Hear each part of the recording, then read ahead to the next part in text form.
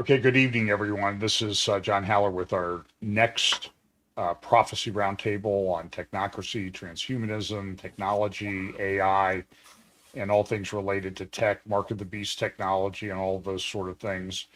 I'm joined tonight by a number of my friends. Hang on just a second here. My camera is not in the right position, of course. My staff failed me. So, I'm joined tonight by David Bowen from the Phoenix area, Scott Townsend, Tom Hughes, Patrick Wood, and Britt Gillette.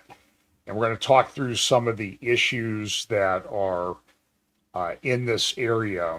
We were talking beforehand that we used to actually exchange long outlines, and then we never got through more than a half a page of them. So I think we just sort of all collectively gave up doing that. There's a lot going on in this space. It is Bible prophecy related. And I will say this, we have moderators. They do watch what people are saying. We would appreciate if you would not try to promote your ministries or other teachings and stuff that we haven't had a chance to vet. Those will probably be deleted. Play nice in the chat. The moderators will try to do a good job of policing what's going on there. But we will make mistakes at times, and we apologize for that. So everybody, good evening. And I think where we want to start with Britt, why don't we start with you? And because you've talked a lot in the past about replicator technology, and this week there was a rather significant, I guess it was about a week ago, Zelensky from Ukraine came out and said that Ukraine had been using robots in the field in Ukraine and had actually taken some land back using those robots. So why don't you kind of start us off on that conversation about the use of this technology in war? Sure. Well, we've really seen this come to the forefront in the last, say, 4 years, starting with the Russia-Ukraine war. But we've also seen this deployed in battlefields that Israel's faced since October 7th, as well as what we're seeing right now with the Iran war. So we've seen how drones have completely transformed conventional warfare. We're really in the early innings, very rudimentary, crude drones. So think of World War I and the transition from cavalry to mechanized war, and what that sort of looked like. Maybe some of those early tank warfare of World War I. It's sort of laughable if you go back and look at some of those things. That's really where we're at right now. And probably the cutting edge of all of this is the Russia-Ukraine war, because they've been at this for 4 years and it's a matter of survival. And so you're going to innovate constantly on the battlefield. And what we have seen so far and what we're going to see as we go through time here very rapidly and exponentially is we're going to see how these weapons change in real time. The days of decade-long procurement cycles for defense technologies are over. Those days are over. So the post-World War II system we've had here in the United States is antiquated in comparison. And we still see certain moves to create countermeasures to drones using that antiquated system. Where everything is going is toward developing software and AI to onboard the cheap technologies that can be innovated in real time on the battlefield. So we saw back in January, Pete Hegseth put out a memo where he talked about taking battlefield intelligence and transforming it into weapons on the battlefield in a matter of hours rather than years.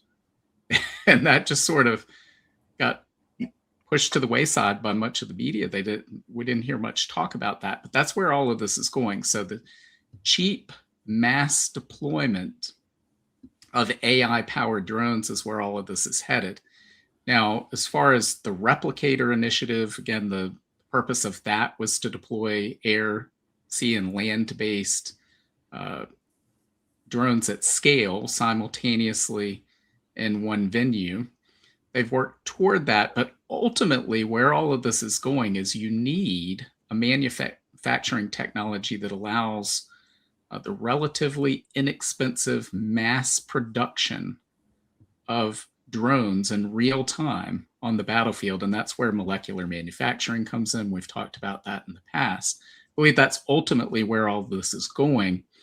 And it will eventually overturn the doctrine of mutual assured destruction. The nuclear deterrence will become obsolete. And so that's sort of an idea of where we are right now. We're already seeing on the battlefield in Ukraine AI-powered autonomous drones in small swarms that are given a target, and they lock in on that target even if the ability of the Ukrainians who are operating those systems, if that communication line is severed in some way by jamming or whatever it may be that the Russians deploy, they're able to still carry out the mission autonomously through AI, and it's been very successful so far. So again, this is just early moments, but this is a dominant battlefield practice already, and we're only going to see this reach whole new levels in very short order in a matter of months and years, not decades or centuries. So this is the way battles and wars will be fought going forward. Britt, did you see that report where they were flying a drone over one of the battlefield cities, and draped on the roofs were hundreds of fiber optic wires that are being used to launch the drone, and under a actual physical connection to the drone, they are commanding where it's going through a pilot. And then when they're done, the drone blows up. It severs that, that link. It doesn't need to be navigated anymore. But what struck me with that was it looked like spider webs all over the houses. Did you see that?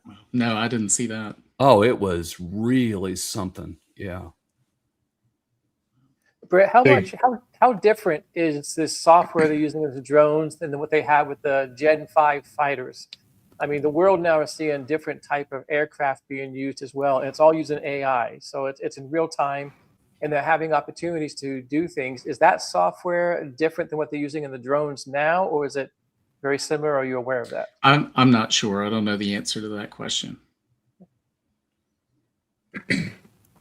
I have an image of the. Let me pull this up here real quick.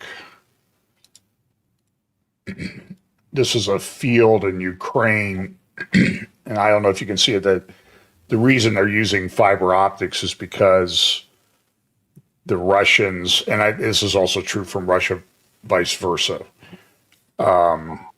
They can jam the drones on the Wi-Fi technology that's used to control them. So they've developed these. I don't know where they get all the fiber optic cable to do this, but I've seen whole villages and towns just covered with these fiber optic, as Scott said, spider webs. It's invisible until the light hits it just right. And then it kind of, makes it very visible. Yeah, but if they do hundreds of drones, you have hundreds of fiber optic trailers. And I don't know. I mean, I don't know who cleans this mess up after the battle or the war, or if they do, but I think it's a big problem. But maybe we could address a little bit the issue of what do I want to say? The robots that are being used in Ukraine right now against Russia. And it seems to be one way right at the moment. And it is sort of changing the battlefield. The one thing I saw was a half-track looking, small 4x4 type of thing.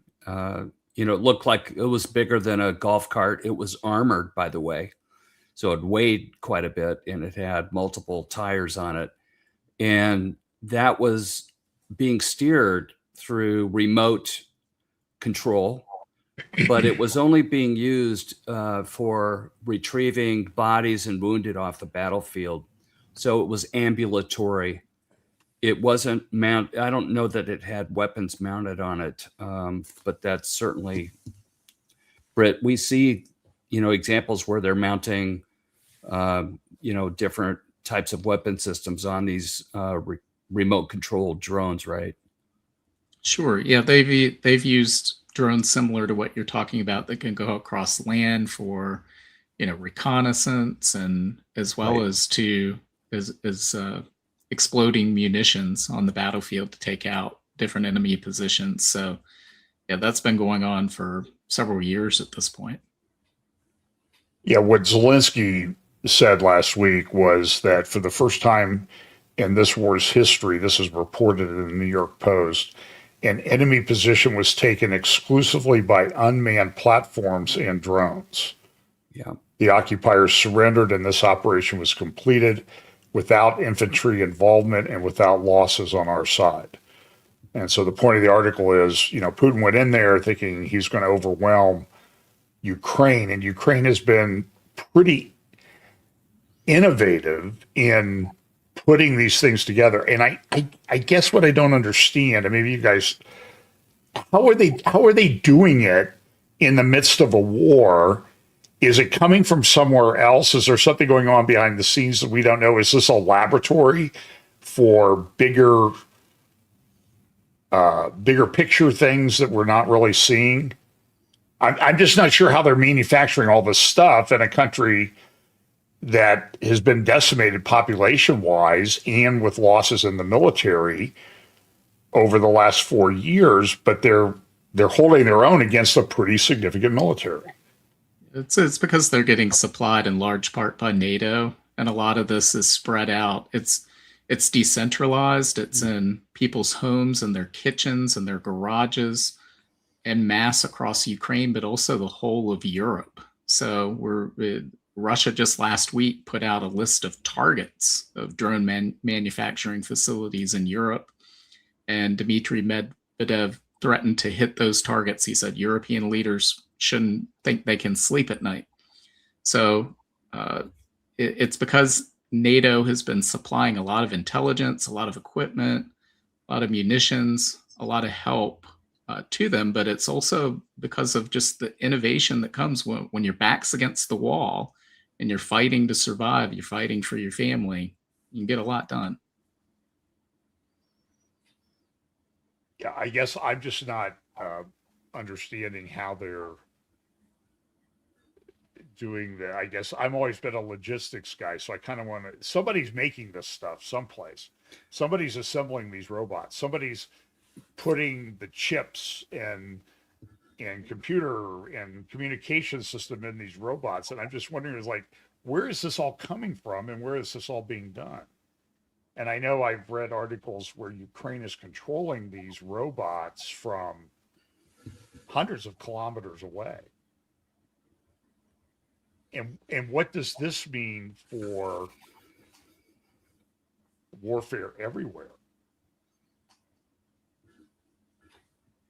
Well, I think necessity, as Britt has indicated, forces innovation, and the interviews I've seen of some of the commanders, including behind the scenes shots of these, call it a mini warehouse. They're not very big, but there are teams that are they're prosumer type engineering people. They don't have formal education, but they're doing a lot of printer stuff, right? 3D printing, right? Yeah, 3D printing. They innovate, they talk, they break down. One of the really important things that they do, Britt, you could probably talk more about this, is that they're bringing a postmortem analysis of what is working and what is not working on the battlefield. And that's what they use to input into the next set of engineering specifications. And also, by the way, they have to make changes when the supply line changes a vendor because they can't get that part anymore. Or so they're adapting constantly to these conditions, and it is no different. In fact, it is really paralleling what happens in Silicon Valley with software development. There's telemetry that they're looking at. There's these discussions among, because they're seeing what's happening through the camera systems of these drones. And so they can say, well, we need to do this. This is too much weight. We need to reduce it by another 4 ounces. Whatever their postmortem analysis is, then they start innovating. And, it's pretty impressive how fast it's moving. And I saw a guy being asked, are the Russians also innovating? And he absolutely nodded. He said, yes, they are.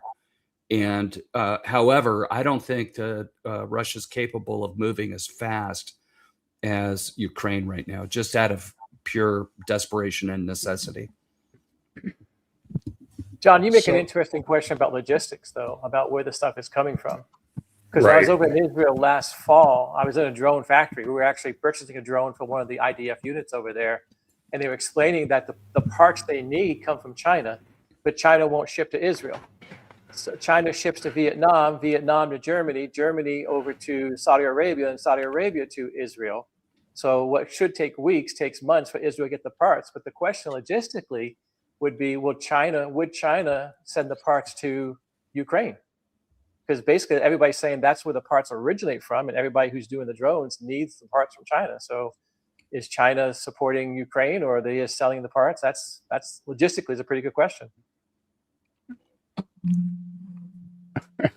The whole thing is kind of fascinating to me because I just don't, I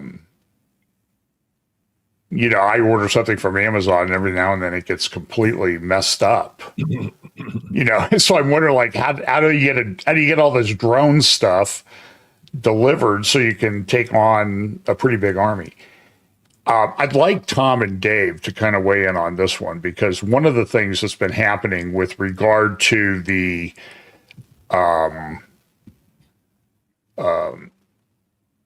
Zelensky has now gone to the Gulf countries, the Gulf Coast countries, Saudi Arabia, UAE, and others that are being attacked by Bahrain and Oman, that are being attacked by Iran, and entering into agreements with them about, hey, we will come and help you with your technology. So, any thoughts on that? Well, I have a hard time believing that Zelensky is still around, but it is what it is. When we look at the whole Ukraine situation, in my mind, John, it goes back to your question. Where's all the funding come from for that? The U.S., right? Most likely. And then who is really the mastermind that's behind it? What company is behind it? Who are the people that are behind it? It can't just be all Ukrainians that have built this system. And if Zelensky is going over and dealing with the Gulf states, there's no way, in my mind, he's going over there on his own. And it's a lot bigger deal. In my mind, I also go back to what Patrick wrote a few weeks ago about the whole IMEC deal and what is really going on. So if I'm thinking if Zelensky is involved with the Gulf states, it's a bigger deal than what meets the surface. The other thing, when I look at both Ukraine, the war there, and what's going on with Israel, we know they're learning by all of these wars. And if I go back to the time of the early stages of COVID, there's a learning process. Everything's going into a database, what worked, what didn't work, what got people on board, what kind of people were resisting. And they're just, everything in these wars, as you guys know better than I do, is all going into these databases. And with AI, it's collected, it's assimilated at an incredible pace. And we look at the robotic industry, everything I read about the robotic industry, it is the pace at the way robots are increasing in their abilities is astounding. But there has to be some groups that are behind it. I look at this through, was it Eisenhower that coined the term the military industrial complex? I can't remember who it was. John, you probably remember who it was. I'm sure you do also, Patrick. But I look at this, and there's no way in my mind Zelensky is just doing stuff all on his own. But at the same time, with everything that you guys are talking about, biblically, I go to the place of Revelation chapter 13, where when Antichrist rises to power, the world looks at him and says, who is like the beast? Who is able to make war with him? What's being developed right now is something that is going to be unstoppable.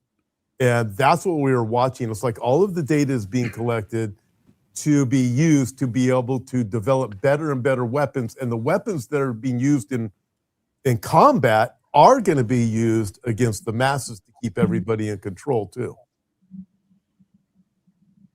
Well, that's an interesting point. I mean, but I will just say I've spent dozens and dozens of hours on the phone with people in Ukraine.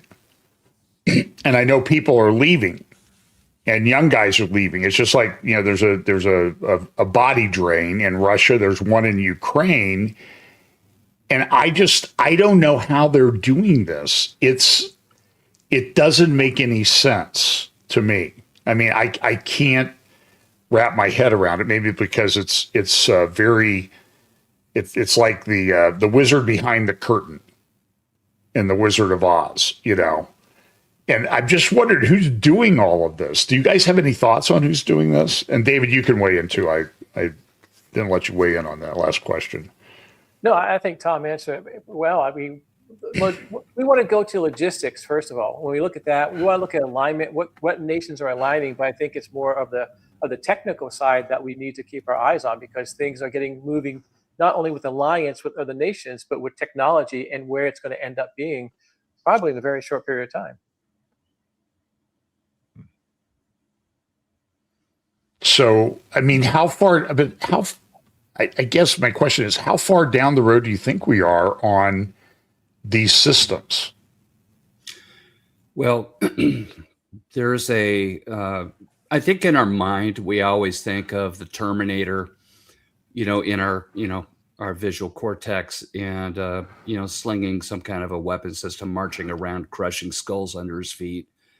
And I just don't think that that's I don't know that that's in the very near term. I think when I look at the state of robotics, what I see is still very immature movement. And what I mean by that is there's unsteadiness, although it is getting better.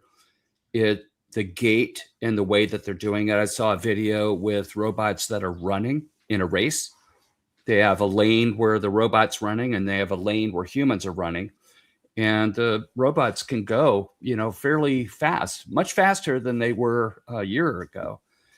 But I mean, I don't think that they're very stable still. I think the Boston Dynamic robots are quite stable.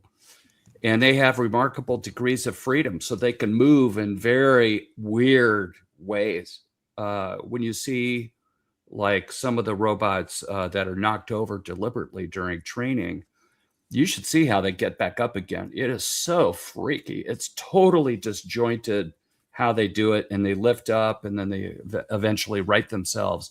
So from certain aspects, I think it's very formidable. But I think that there's a big, big gap still between a battlefield deployment of robots as we would think about it. I think it's more likely, as Britt has indicated, that it will be drones and other advanced warfare like lasers and things. I don't know. But I think the lowest hanging fruit aren't bipedals. They're quads. So it would be the dog robot shape, because they have 4 legs and they're much more stable than a 2-legged robot. So I think none of us would dispute the fact that this is coming. and most likely tribulation saints are going to have to deal with us at some point. I think that, teams of robots will go out and they will definitely be rounding up people, that aren't taking the mark, and who knows what's going to happen after that. But right now, I think it's still embryonic to some degree, but I'm really interested in your take on it. I don't think you're allowed to use biological terms when talking about robots. Embryonic is, I'm just kidding. Thank you for saying that, John. Well, I just thought I would point that out. What did I do wrong? Smarter. Makes me feel smarter to do that. Okay. Well, let me ask you. So here's a news report. It's at NPR, of course, that we can believe that, right? But this was reported in the press just 2 days ago, yesterday or the day before. A humanoid robot won a half marathon race for robots in Beijing on Sunday, and it ran faster than the human world record in a show of China's technological leaps. And it shows the crowd. It ran a half marathon in a 13-mile race in 50 minutes and 26 seconds, beating the world record of 57 minutes. So about 6.5 minutes faster than a human had ever run, top athlete in the world had ever run a half marathon. The robot did this. I think we're just at the beginning of that innovation stuff. Wait till they deploy wheels and they're not actually moving legs. I mean, it could just be very, very fast. I don't see why a robot can't do 100 miles an hour given the right architecture. Yeah.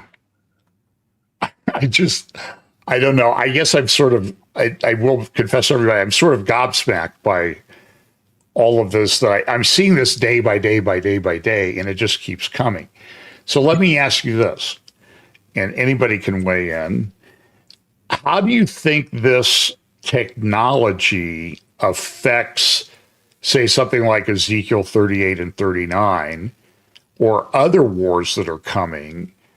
So I saw a video that somebody did. I have no idea who this guy was. It just popped up in my feed, and I actually spent a few minutes watching it. And his point was, well, Ezekiel 38 and 39 talks about burying all the bodies and the feasting of the birds.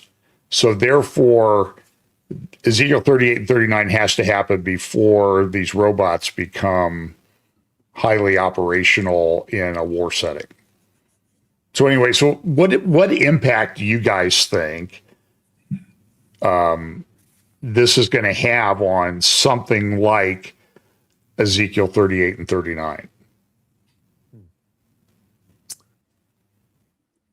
I'll say a couple things, and you guys say whatever you want, but there are different theories on how that's going to work out. There's many that think that in Ezekiel 38, or at least by that time, if not in that war, that a lot of the technological advances are going to be destroyed. So we wouldn't necessarily have, even if we advance and advance and advance with drones and robots, it could, those things could be destroyed. So you're going to be more dependent on men. And there's a lot of Bible teachers, prophecy teachers that also believe throughout the tribulation technology is going to become more and more hindered.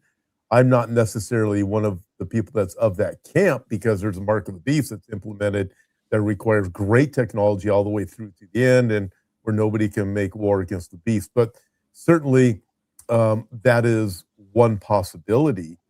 And then, the other problem is, when does Ezekiel 38 actually happen, John, based on that question? I don't know if the person was inferring that too, because the weapons are burned for, 7 years, I think? Mm-hmm.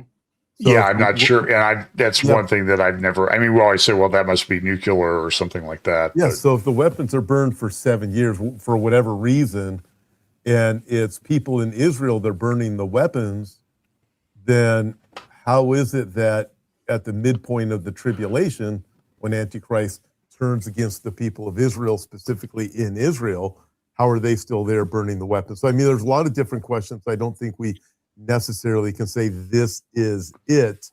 And at the same time, I'll throw this out too. I do not believe the way the Bible tells us things end during that last 7-year period. We're going to be entering into a time like it was with Arnold Schwarzenegger and Terminator. And all of the technology that we watch right now with robotics looks like it's going that direction and going there soon. So I just don't think it's actually going to reach to that point by the time the tribulation begins.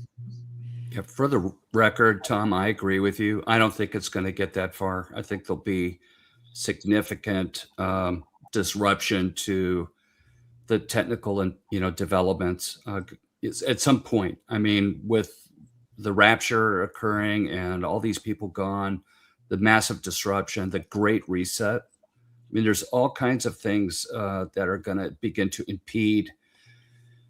And so I also agree that it's hard to kind of think about how far will all of this actually get. I'll Joe, take a. Joe, oh, go ahead, Britt. Oh, you can go ahead. You're fine. Well, so Go I ahead, got a David. show coming out on Friday about war. Is very interesting because if you look in the dictionary, war will say it's a military conflict between nations. But when I did some deep diving on that, where the root word comes from, it's European, and the root word means to mess up or to deceive.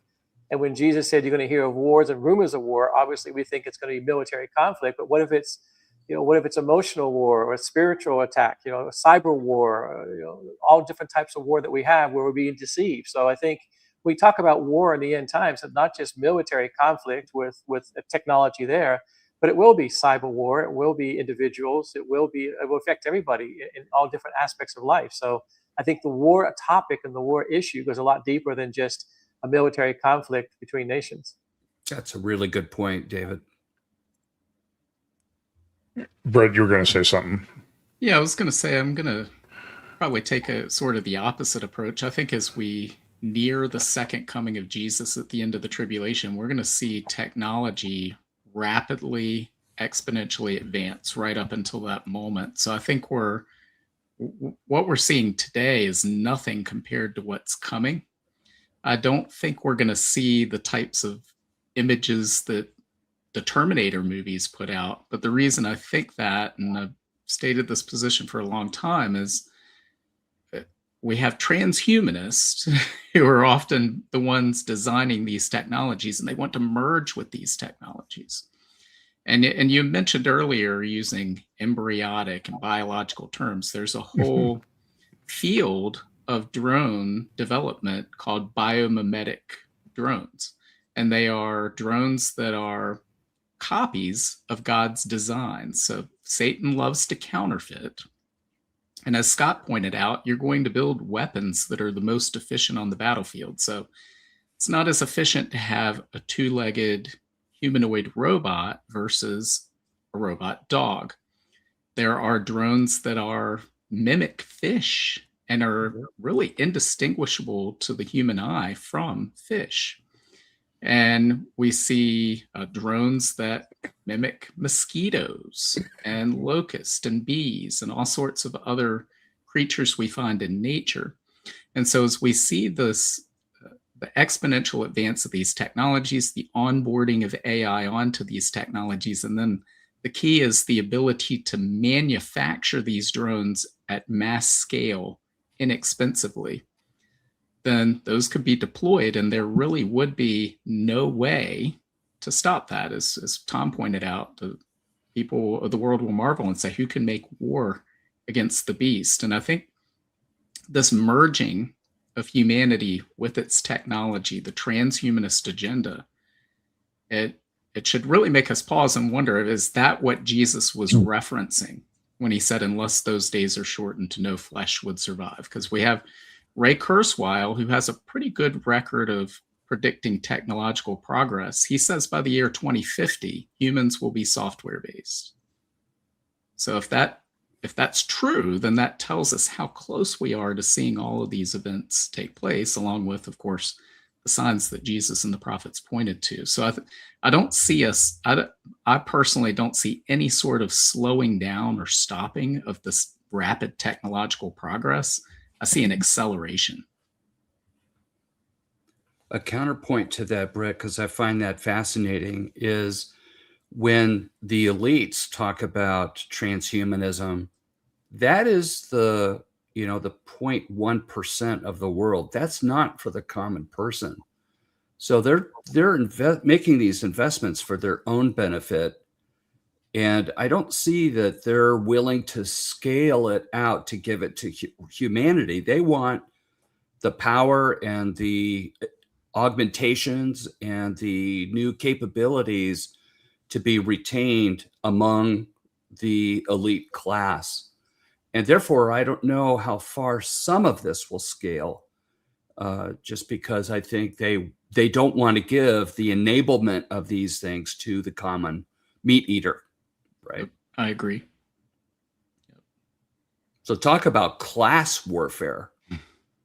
We haven't seen anything like this in history, most likely.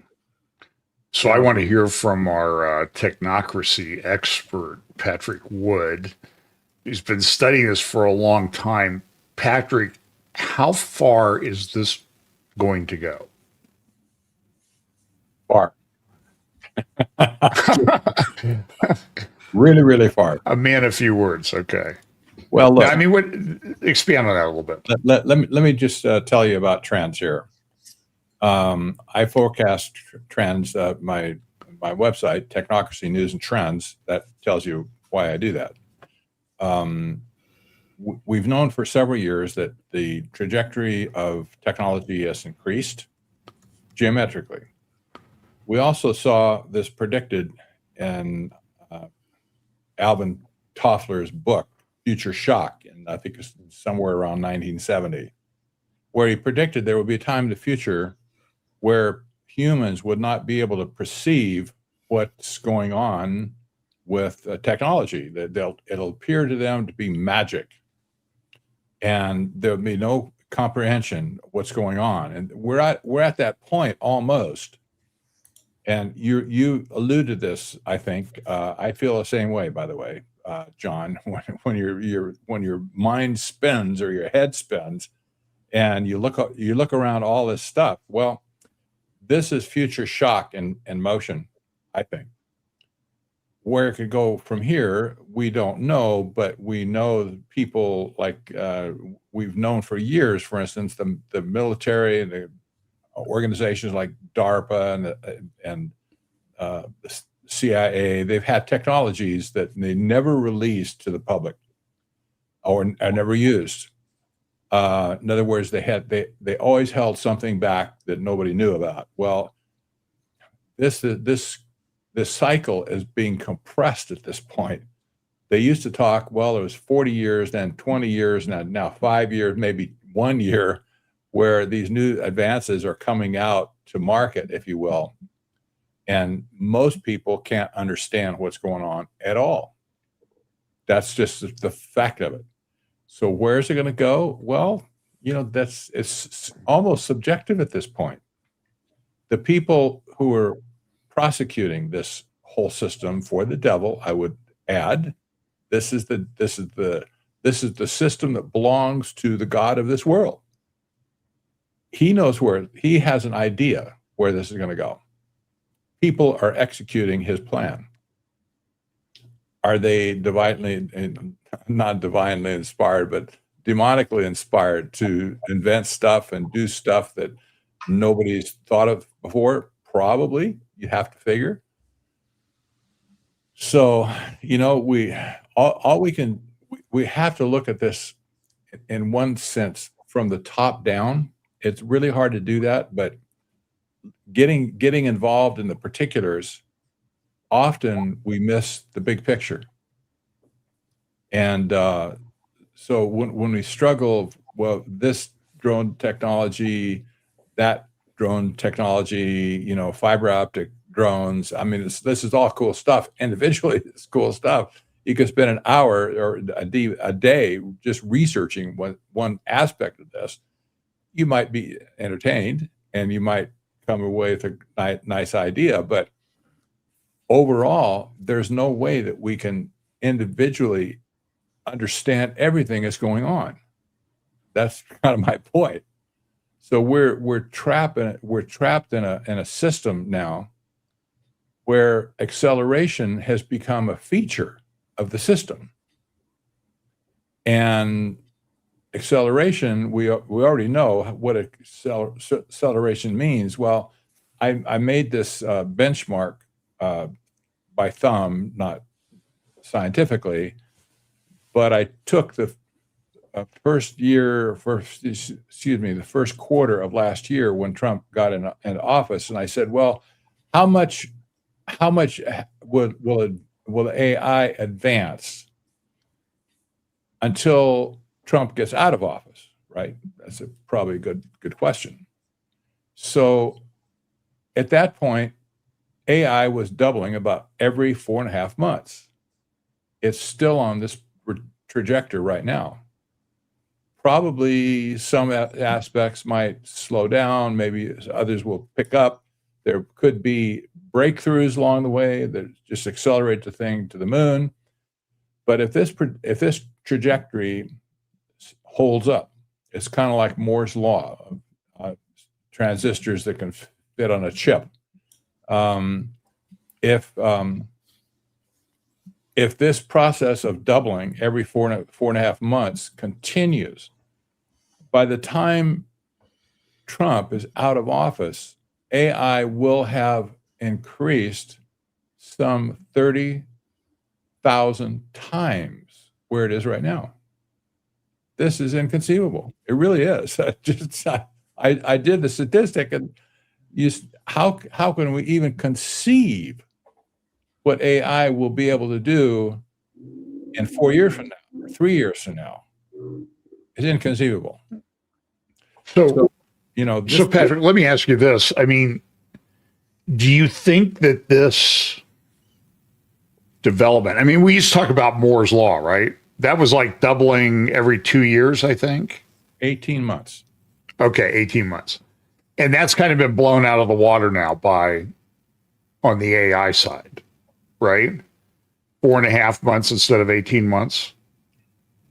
Well, we're not talking about chip design only for AI, and AI, that part of that cycle is wrapped up in the chip design, but it's not about the chip design. It's about the capabilities of AI in the first place. It's the model. Right, but it's the networking or joining together all of these chips, like NVIDIA chips in a big system. Mm-hmm. So they don't get more and more on a small chip. They just put a whole bunch of chips together in a way that they've never really done before.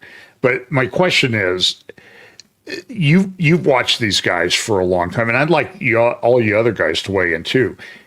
Do you think that where we are right now has exceeded their expectations thus far? That's a great question. Some people at the top, I think, would say this is all beyond their expectations. Especially people like Mark Andreessen, who's a huge fan of accelerationism. That's a philosophy, by the way. That's not just saying, well, he wants to accelerate everything.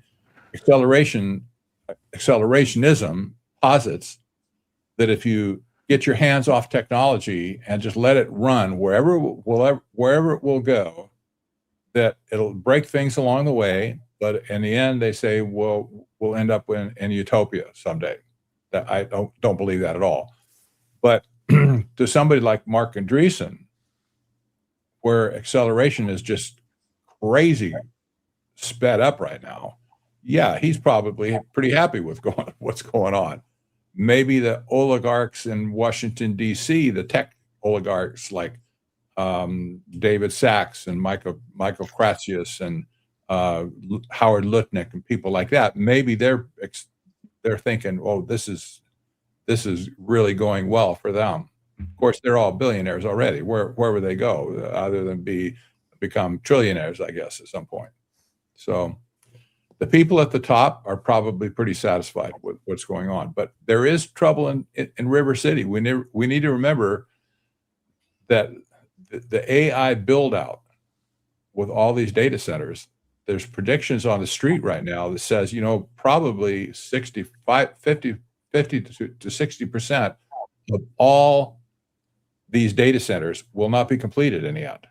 That tells you something's going on here, but below the hype, if you will.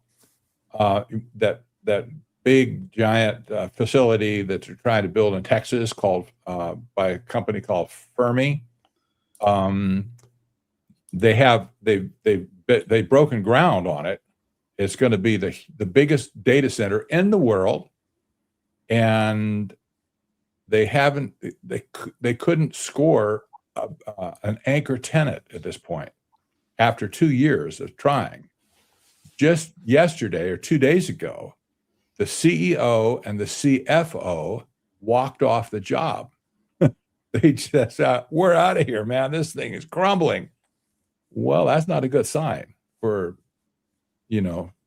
these data centers at this point. So, we look at it. Well, maybe there's enough data centers already just to control the whole world. That could be true. But they've been throwing all this money into these data centers like there's no tomorrow. And some of them are going to fail for sure. Fermi might be the biggest failure we've ever seen in the history of the world. So you have to balance progress against regression, I guess. Yeah, no, I would say we've seen this pattern throughout history. So we saw with the dot-com bubble, we saw massive amounts of investment dollars that saw the promise of the internet, and they chased after it, and they overbuilt fiber optic networks, and they invested in all these companies that had no profits. We've seen it all the way back in the 19th century with railroads and this just mass overbuilding of capacity before profitability. And I think we're seeing the same thing now. And when people read some of these stories, you shouldn't confuse poor business decisions or poor investment decisions with a failure of the technology, because railroads fulfilled their promise. The internet fulfilled its promise. I believe all of the things we've heard about AI, we're going to see these fulfilled through this technology as well. But that doesn't mean that today's companies that are investing in these products, creating these products, that they will be successful. Because, just look back at the dot-com bubble and all the companies that reach these stratospheric valuations, and how many of them are still even around today. Maybe eBay and Amazon, and that's about it. All these others were epic failures. New companies came up afterward, and those were many of the ones that succeeded. And so I think we're going to see that in due time. It's just a matter of that process playing itself out. Guys, do you think that Elon will buy that out, when it gets discounted sufficiently? Somebody will. He probably will. I've had clients in the past that I will just say, rich people tend to think differently than you and I. And I was with a client, and we were at a place where there was a resort. And somebody mentioned that it had been through 2 bankruptcies. And my client said, okay, now it's getting close to where the price I want to pay for the resort. So I think Elon would do this. Of course, we haven't even talked about what if they move these things into space? How does that factor into all of these? Yeah, if you got a 10 things. cent on the dollar thing, though, John, I think that's pretty tempting. What's that? I said, if he could pick up something like that, 10 cents on the dollar, I think that's a compelling argument. Sure. So, I'd like to hear, somebody made an interesting comment in the chat about, we're sort of like the guys in 12 Angry Men, the jury, where everybody's giving their perspective on everything. And we're the 6 angry prophecy guys. And, but I'd kind of like to hear Tom and Dave, and where do you think this is going to end up? How far are they going to get with this? I tend to agree with Britt, by the way. I know where it's going to end up. It's going to end up glorious and fantastic. Because listen, the one thing that I think that people need to keep in mind, if you read your Bible, we know that this system that's being built, that's what's taking place. It's the system that's being built. It has a maximum shelf life when it's fully operational of 7 years. Maximum. That's like the shortest lived empire in the history of the world. So it's 6 angry men. I don't know of any of you guys being angry. But we all just have different perspectives. Yeah, we just have a different perspective. It's, I actually get quite joyful when I see all of these things develop, not because of the problems they're going to create for humanity, but because of what they point to. And I do think sometimes what happens, John, is you know this very well. We've had this conversation. Sometimes when it comes to the things like this that are really signs, because I look at this as signs of what's coming with the mark of the beast. The people get stuck at the sign and looking at it and going, oh my, what's going to happen? We forget that signs always point to something. There's a sign that points to, hey, bridge out. There's another sign that points to, hey, 5 miles down the road, it's your favorite restaurant. You don't stop where the sign is unless the bridge is out. Stop and turn around. But if you're going to a destination, which we are going to a destination, what do the signs point to? The great hope that we have. But as far as how far along this is going to go, quite frankly, I don't know, but it's obviously it's going to advance. I do believe that we're looking at digital ID and digital currency here in California. I just found out today there's some other insane things that are coming. I'll be able to talk about when I'm in Mississippi next week that have already started actually with technology, and it's the controlling of the masses of people. I don't want to get into it now unless we have time later on, but these things are coming, but we shouldn't get worried about them. But we do need to warn people because the warning sign points to the great news, and that's Jesus. But I'm curious as to what Dave thinks, because Dave puts an awful lot of thought into these things. Well, it's interesting, Tom, because out in Arizona, in Phoenix, where I'm at, the whole idea of these centers, data centers being built is here. It's big in Nevada, it's big in Texas, it's big in Arizona because we have the land available. So I've been asking people, I've been doing research on this for about a year, asking why do we need these data centers? What's the end game? Where's it going to end up? Kind of the questions John was just asking. And what they're coming up against, what I'm being told is in order to do a data center, just one data center, they need about 2,000 acres per campus. So they got to find the land, but the land has to be flat, it has to be buildable, and it has to be near power, fiber optics. They don't want to have to put everything in themselves. It takes too much time and it slows them down. So finding the land is not easy. And then once they do that, the big hurdle they're coming up against is power, electricity. They were saying from the notes that I got from people I'm talking to, just one data center needs enough power to equal 100,000 homes. So the energy, the electricity and energy that could power 100,000 homes is what one data center needs in any of these states. To do a super data center like they want to do in Texas right now, that will power up more than an entire city, depending on the size city, but it could power an entire city. And that's about 3%. What's being done now at data centers is about 3% of all electricity around the globe, they're saying. So that's where all the power is coming from. The US data centers right now is using enough energy to power up 16 million homes, which is about 12% of all electricity we use in our states. So they're having trouble saying, how do we have enough energy and power to get these going? And as they start doing these data centers, it's going to get to the point where it's going to take more electricity than to power the entire country of Canada. So the enormous amount of what they need, the resources they need, they don't have the resources to do what they want to do. So that was a block to me. I said, well, what's the end game? Why are we even doing this then? Is it just technology? Is it just AI? And they're saying that basically they want to become a utility. They want to make sure that everybody is renting AI from them. So you and I won't buy AI. We won't invent AI. We will rent it. It will be a utility, much like our water and electricity is. So as we have utility bills, that's where AI is going to be.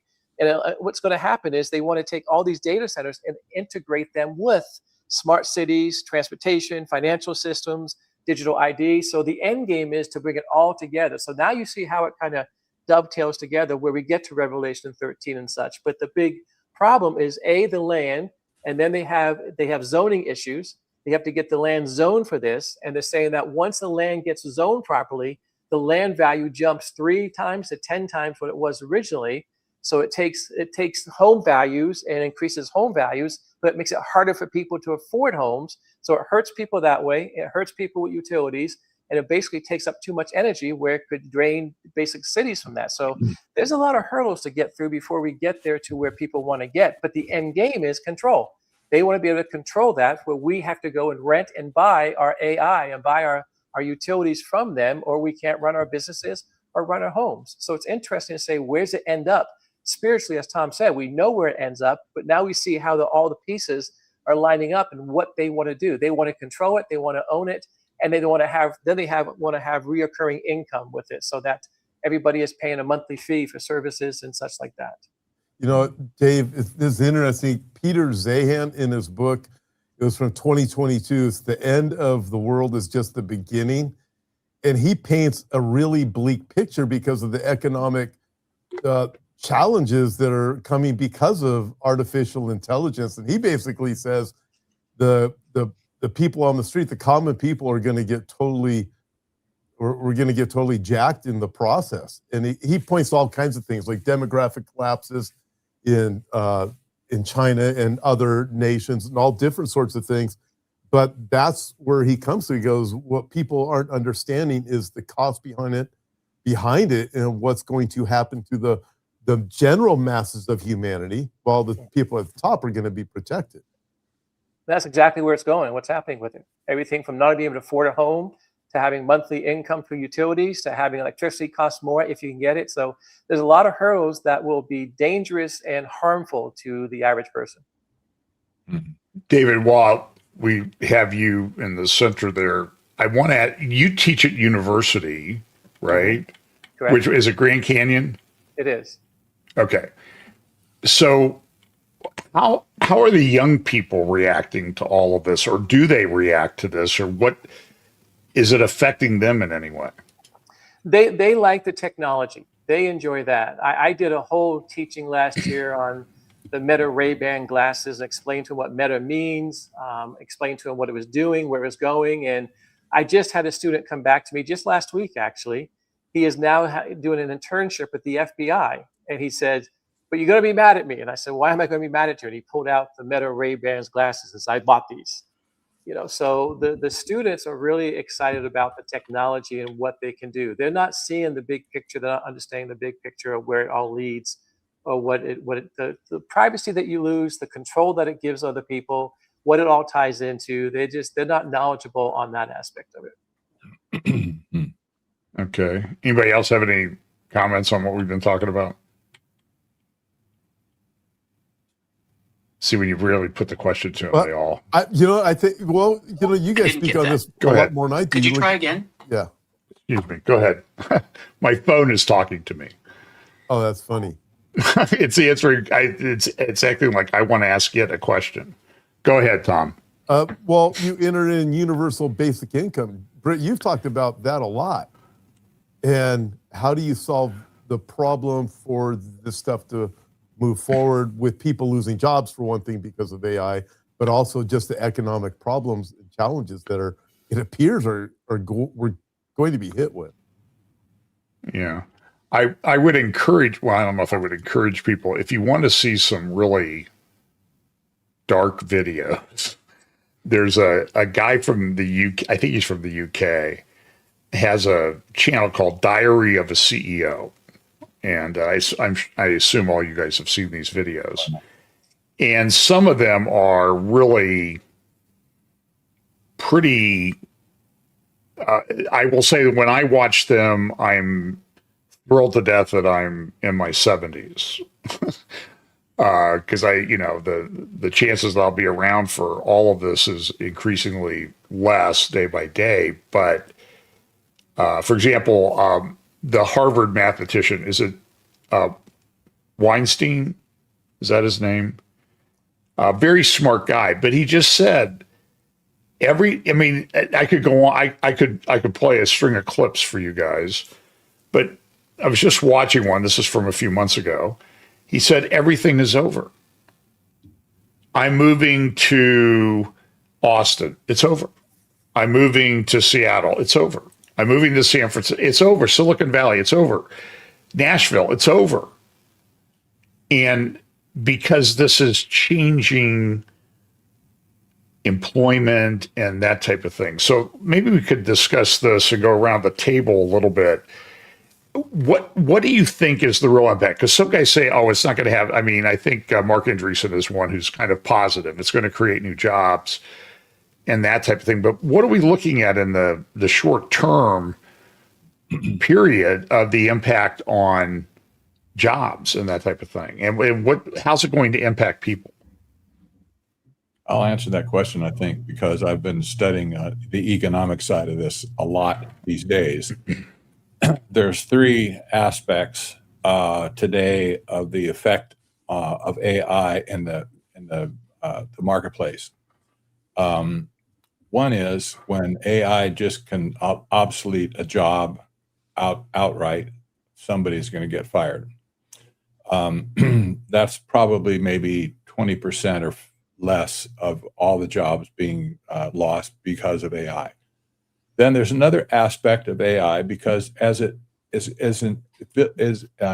infiltrates into companies and it replaces roles, not a whole job, but when you replace one certain role in a bunch of jobs, well, you have to collapse the whole pool at some point because those roles have been taken over by AI. Maybe a simple example would be managing your email, doing things like answering routine stuff for support or whatever. That's a role. That's not your only role. Most employees have at least probably 20, 30 different roles they perform.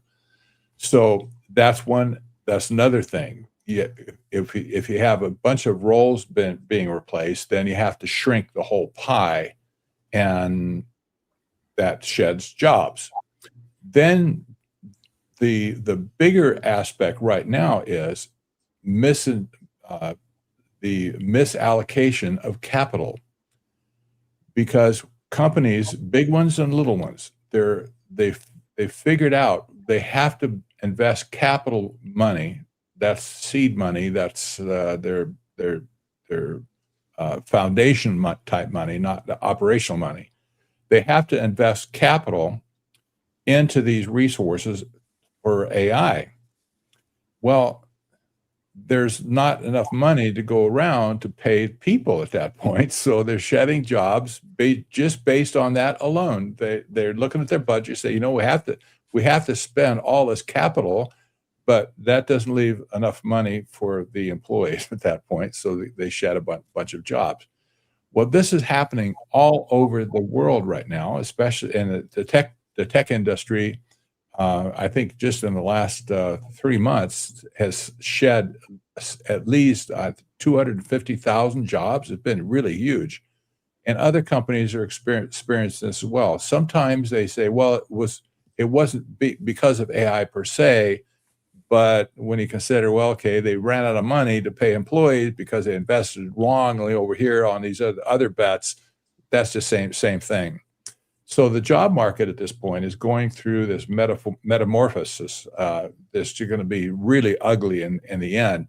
Most of the predictions that even people in the AI industry have said, where we're going to lose 80% of the jobs or 90% of the jobs.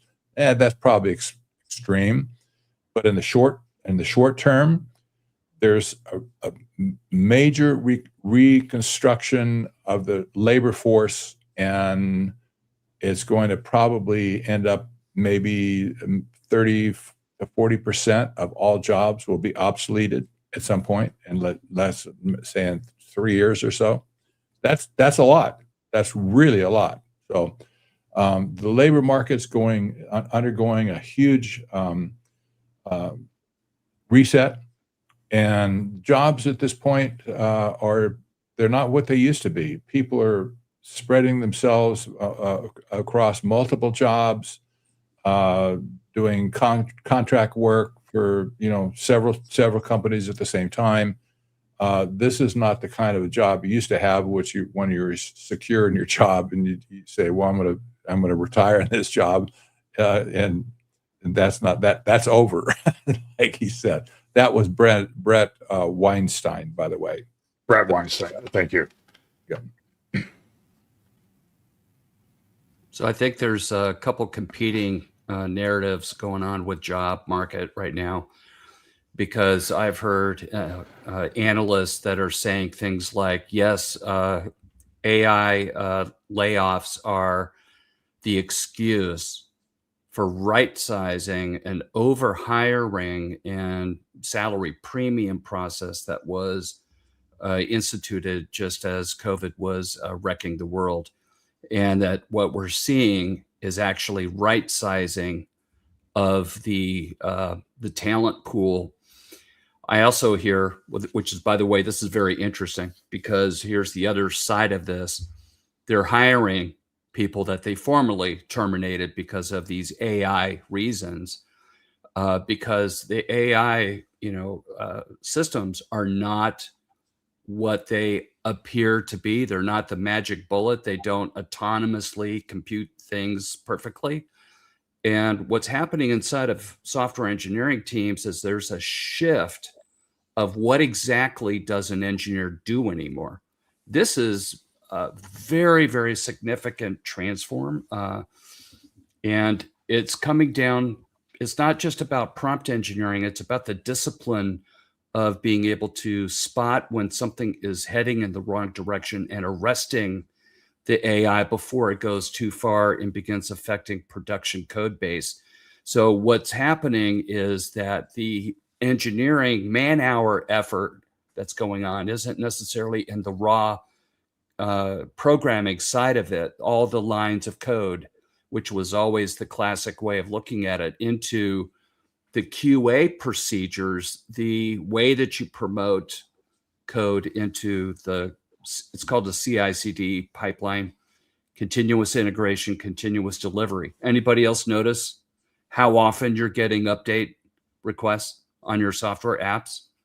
It's like every day you're getting there's a new update, please click to install it. And so the pace of these changes requires increasing focus, because AI produces slop. So there's a lot of issues with AI-based programming, and it requires a pretty serious emphasis on making sure that companies are doing it in a compensatory way. So they're still getting the benefits of the velocity, but where the emphasis is changing.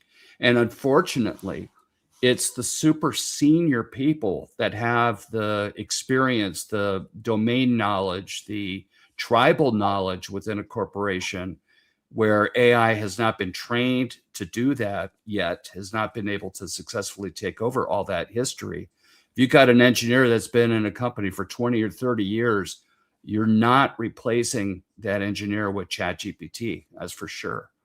So it's really confusing to know what's actually happening, or the root cause for what is it, what's the change agent here. So I see various aspects of it, but I don't know, what do you guys think? Britt, have you heard anything about this stuff? Well, I think what we're going to see is similar to what we were talking about earlier with the internet. Everybody could see the transformative ability of the internet, but a lot of businesses needed time to understand how their unique capabilities and offerings fit into and integrated with that internet revolution. And so it's going to take time. As you just said, there's a lot of factors that you just don't get AI off a shelf and it replaces a human being.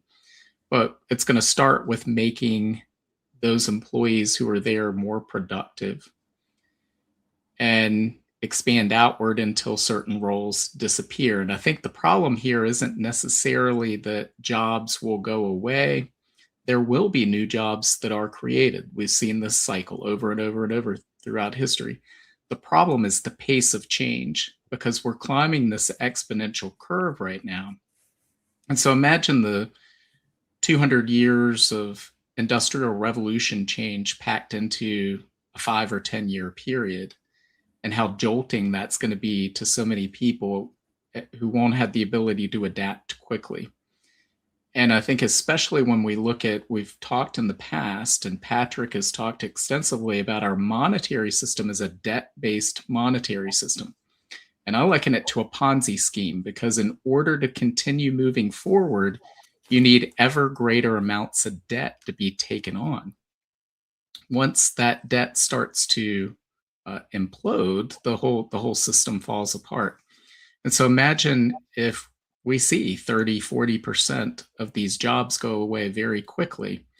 Think of all the people who lose income, that have mortgages, who have car loans, who have student loan debt, credit cards, home equity lines credit, all these debts that they can't pay off. Those get defaulted on. That will shrink the currency supply and become deflationary in and of itself. And AI itself is a deflationary event, this higher productivity of technology. And so I think this is going to lead to really a breaking of our current economic system, and it sets conditions, it puts conditions in place that are ripe for the rise of a demagogue who, if you've got mass numbers of people who are unemployed, and here's the, I think, a key overlooked aspect of that is many people roll up their identity, not in Jesus Christ, but in their job.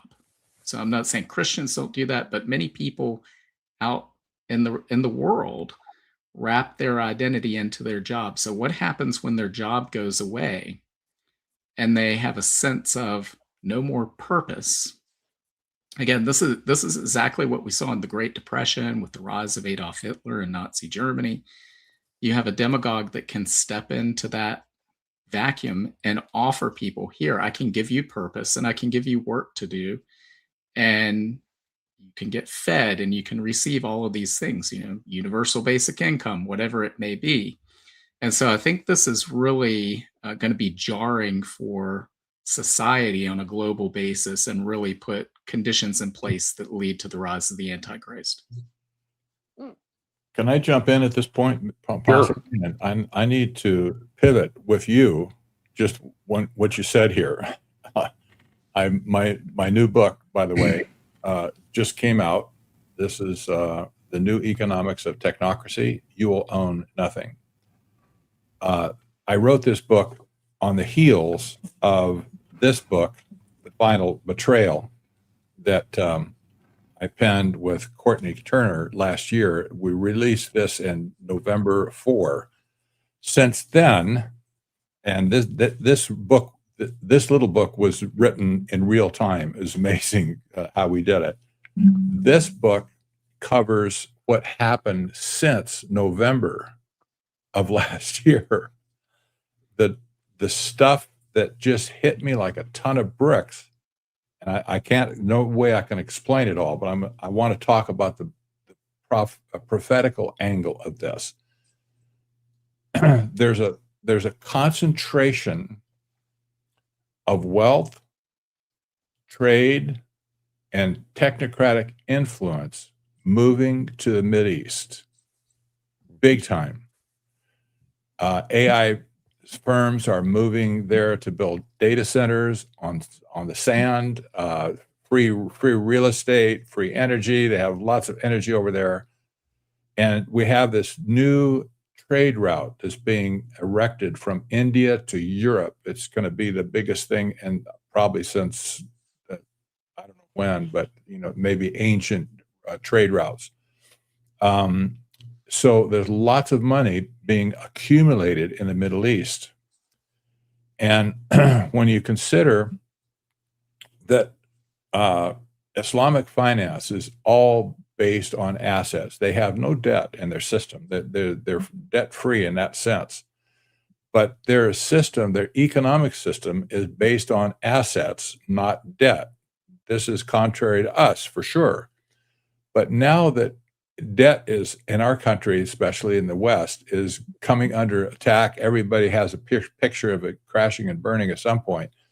The asset-based system that's being erected right now by people like, well, the Trump family, Eric Kushner, even Barron Trump. I mean, all these people are getting into this cryptocurrency area to tokenize everything in sight, not just for payment tokens, but also for asset tokens. This is why the Islamic world has been keen onto financial technologies for all these years. I scratched my head over this. What on earth do they care about, blockchain and tokens and all that kind of stuff, that the Islamic world? Well, now it's very clear it suits their purposes to program the tokens to support their economic system. This is the same thing that's happening in America now with the tokenization of everything. Larry Fink said, "Oh, we're going to tokenize everything." The New York Stock Exchange just recently, like last week, said they're going to tokenize all of the stocks on the New York Stock Exchange. What? That's crazy stuff. But this tokenization stuff is taking over the world, apparently. So having said that, we have all of a sudden this combined economic system being merged into the Mideast system. They have the Muslims have, I think, 1.8 billion people under their net. A lot of people. So all of a sudden, there's been this shift to the Mideast for AI development, for fintech technologies, for global trade that will cut through. But by the way, they need the Strait of Hormuz to make this all work. That's a small detail, right? Trump's taking care of that right now. But if they can get the Strait of Hormuz under control,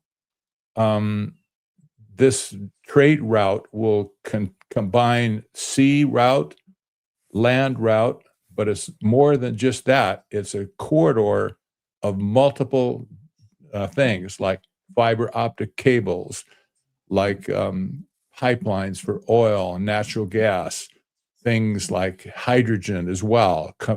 India has lots of hydrogen. That's something they'd like to export. So this new trade route is focused in the Mideast. That's my point.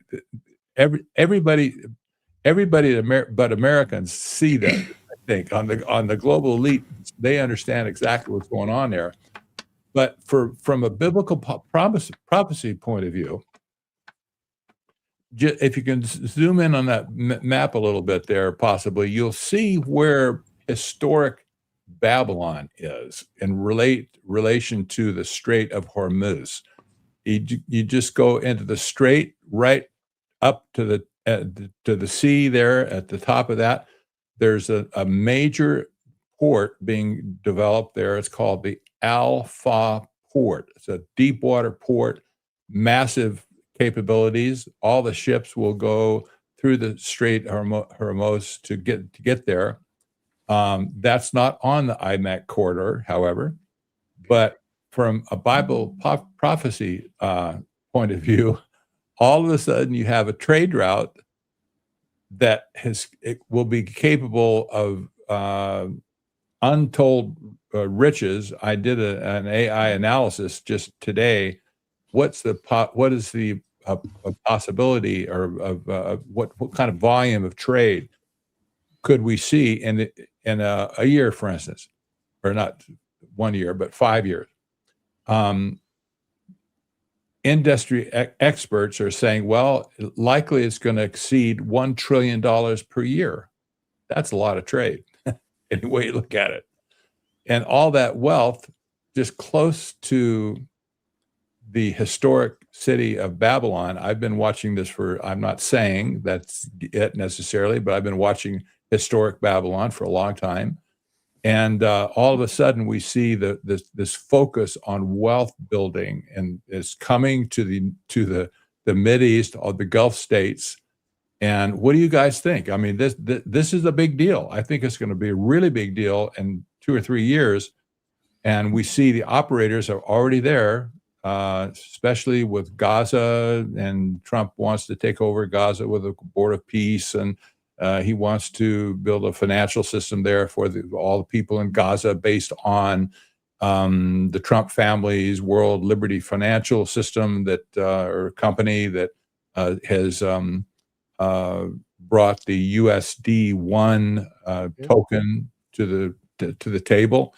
And so all of a sudden, the chips or the building blocks are moving in the Middle East like crazy at this point.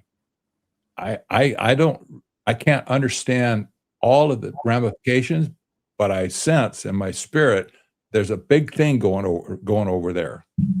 What do you think? Mm-hmm. Who wants to pop in? I will. Patrick, I love reading the things you write and listening to you. I think we spoke a few weeks ago about similar things. We didn't get into the detail you did just now about Alpha Port, but we did talk about how as things began in Israel and the Mideast, they will end in Israel and the Mideast when you look at Bible prophecy. Mm-hmm. The epicenter is the Temple Mount itself, and then from there you expand through Jerusalem and Israel. But as you look at all of the different nations that are mentioned in the Bible regarding the days that are coming, that are part of this dynamic of the last days, it is everything we are watching right now. When we think of Ezekiel 38, you think of the nations that end up coming to the Lord. You realize, wait a minute, you've got Egypt involved, you have ancient Assyria, which is Iraq, you have Babylon involved, you have Jordan coming to know the Lord, the Lord God of Israel in the last days. It all centers there. We have a Western world where you have this rise of the beast himself, but nevertheless, where you have the epicenter, it's Israel and all of those surrounding nations. And I don't think it's an accident when you look at all of this wealth that's being poured in there. And when I look at it biblically, my perspective is it leans toward everything that you are saying. When I think of what Babylon is in the last days, I don't think it's New York City. I don't think it's Los Angeles or any of these other things that are out there. I think it's very clear that God meant what he said. How it all unfolds, I don't know. Like you said, IMEC doesn't necessarily run right through there, but I don't know how it's all going to unfold. But as each day moves on, we seem to be getting more clarity, but we also seem to be getting more overwhelmed with all of the information that is coming our way. And in a sense, with me, it's very exciting to watch things unfold. But again, you look at the tokenization of everything, the wealth that the Trump family is building. I think it was Bill Koenig who said just the other day, Trump now has 2 Trump towers he's building. I think he said in Turkey, and I never heard about that till Bill said that. So you watch this and you go, we live in interesting days, and everything's happening so fast, it's hard to keep up. So I'll weigh in that I have maybe a little bit different view. I'm not sure of this, and I'm not speaking of any of you guys, but I hear people talk about Alpha and Babylon a lot, and they'll say, well, it can't be New York City because that's a city, or America, that's not a city. And so then we talk about Babylon, and we need to be very honest about this. There's not really anything built in Babylon yet. And I don't think that some apartment buildings in a city close to there, or big things in Baghdad, 56 miles away, or Al Port, 350 miles away, necessarily fits the bill, unless it's going to be a region. Okay. But then, the people who say it's a region are going to be making the argument. My concern is this.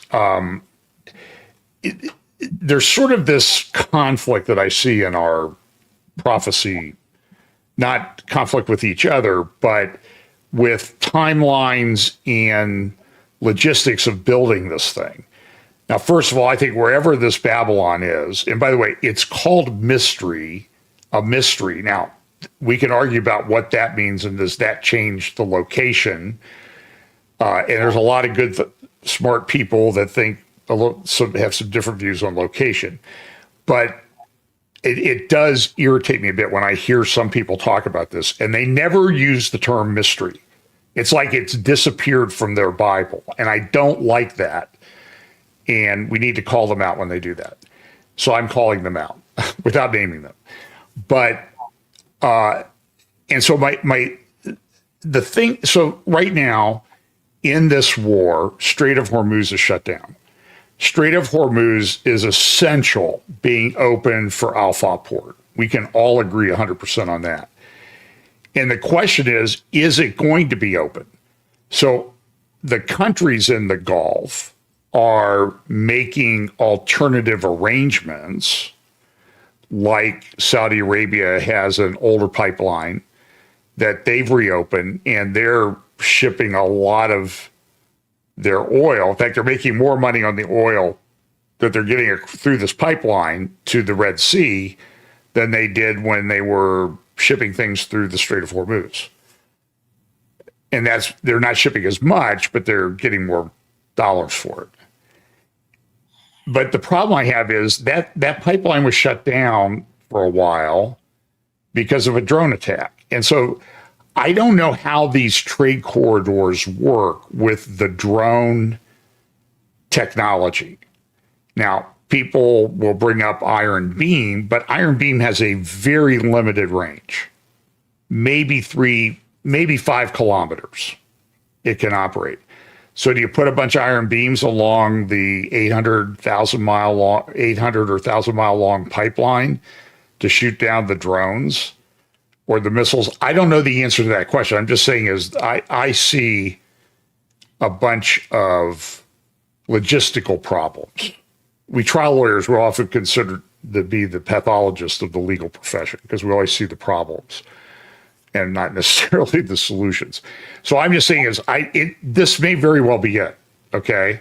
But I also see, regardless of the trade corridor, whether there are just arrangements this week, agreement between Saudi Arabia, Turkey, Jordan, and Syria to revive the railway in that rebuild it. And they've got commitment of billions of dollars to do that. I think the United Arab Emirates is in on this too. But again, if you can get a pipeline, you can get a railroad and the railroad train with a drone or a missile or whatever. So I don't know how this works out. I don't know if Iran is dialed back from its hostility to everybody. And then Iraq itself is in a very state of considerable political turmoil. It's by no means solved. So I don't know how it all works out. And then you throw the Kurds in and everything. But I think Turkey is working. I mean, Turkey was, I think, a big factor behind the Al-Fa port. But they're on. Erdogan's going to do anything to his advantage. And then there's the, Patrick, what's the other thing called? The Trump, what's the name? It's the Trip corridor from the Caspian Sea through Azerbaijan along the Armenian border to Turkey to the pipeline system in Turkey. And I think that's Trump Regional International Peace and Prosperity Corridor or something like it. It's called TRIP. So I don't know. My own view is that there are a lot of logistical issues in addition to getting the thing solved in Iran. Okay. I do want to say one thing, John, Go ahead. Just so for clarity for everybody, because you have mentioned you don't hear a lot of people mention Mystery Babylon. And I think, you and I have had this conversation elsewhere before, but I think the reason why you don't hear that a lot is because some people use Mystery Babylon as if it's the title, which it's not. In the Greek, it is actually an adjective. And that's probably the reason why a lot of teachers don't use it when they talk about it, because people get confused and other people take it to be this title. And then They can't separate. They don't understand. Chapter 17 is describing this religious dynamic, and chapter 18 is describing the physical city. So just to answer that question, I think that's why a lot of guys just avoid it, because too many people get confused, and then you watch YouTube and they build something that's just crazy with some theory, and they get 8 zillion views. So that's probably why on that. And I also totally agree. I don't see exactly how it's going to work out, but we do know it's going to work out. But from day to day, it's like, what the heck is going to, what happened today is probably going to be different from what we see tomorrow. Yeah, but it is interesting. But it is interesting for the foundation that's being laid there, Todd, because as you said, the harlot in Revelation is the false religion. So we have false religion tied in. We have the physical aspect of Babylon, where the headquarters will be for the Antichrist, and then you have the marketplace, the spirit of it. So it's both a spiritual side and a physical side.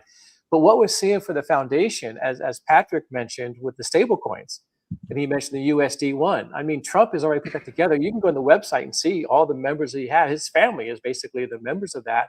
But they've already cut a deal with Pakistan. So they're bringing Pakistan into that. That when they start cutting deals with stable coins and saying, this is how we want to have our business to be, to me, that lays the foundation. And then you have the board of peace, what Patrick also mentioned there. That Trump may not be president, a couple of years from now, but he's still going to be the chairman of the board of peace. Yeah. And when you have world leaders coming in paying $1 billion each to be part of the board of peace, that's not going to go away. Now, who knows what Gaza is going to happen, what the plans for Gaza are, if that comes to fruition or not. But you have that foundation of world leaders coming together, putting in their money, large sums of money to be involved with that, and Trump being the chairman of the board. And he's very much into AI, and he's very much into the digital stable coins and so on and so forth. So that foundation is laid. That's not going to go away. We don't know how it's going to work out logistically. We don't know how it's going to work out systematically, but we do see the foundation. I don't think that's going to be a weak foundation that's going to crumble very quickly.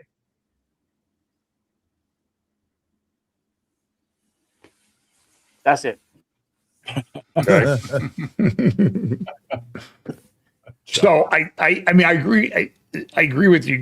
Look, I think most of the people who might disagree over Babylon or someplace else, Middle East centered, I think, is where a lot of people agree. And I think my view is that if it's going to be like the original Babel, it's not going to be finished before it's destroyed. So it's going to be in process. And then the question is, how quickly can it become this great city that rules over the kings of the earth? And what does the Bible mean when it says great city? Is it because there's, at least if we're looking at Babylon, there's not much there yet. When it talks about the city it's going to become in chapter 18 of Revelation, what Patrick is describing is what it is. It seems it's this center of world commerce. Yes. And some of the products that are mentioned in chapter 18 include things that the upper class kind of people had, the finest of gold, the finest of this, the finest of oils. And then it even says the bodies and souls of men, which leads you to believe it's talking even about trafficking people through what's coming. But it is a massive, what it appears to be, to me, John, is, and you guys might have a different point of view, but I believe it's primarily this major hub financially. And exactly how that works out, I don't know. But I find it interesting with that, based on the things Patrick has brought up about the whole purpose or what their plan is. I think there's a principle here where I think we've seen a number of areas that were kind of mysterious, using a strong word there, in just the last few years that are getting a lot clearer. And I think this mystery Babylon thing and how this is going to work is going to be increasingly visible over a period of time. And we'll look back, if we're still here, Lord tarries, then we'll go back and say, oh, yeah, we saw this coming.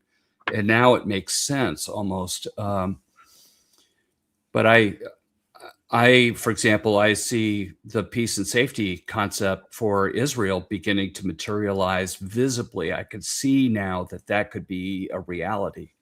And 3 years ago, you wouldn't have said something like that. It just wasn't clear how it was going to happen. So a lot of things are changing, and it's important to, I'm thinking that who was it? Was it Dr. Mark Hitchcock that basically says that Babylon will physically be reconstructed on the ruins? But I thought there was a scripture that said that it's inhabited by hyenas and other wild animals and will forever be that way. Is that, Well, you guys remember that? Yeah, but there are different views on that, Scott. I mean, Joel Kramer did a video saying, hey, that prophecy is fulfilled because there's not, he went to Babylon and said, look, there's nothing here and it's a wasteland. And others say it will be rebuilt. So is it rebuilt? I don't know if it's rebuilt on the exact site, but I mean, if what I'm told by the proponents of it, the strong proponents of it, meaning guys who've written books about it, Babylon means Babylon and nothing else. So then it has to be rebuilt there.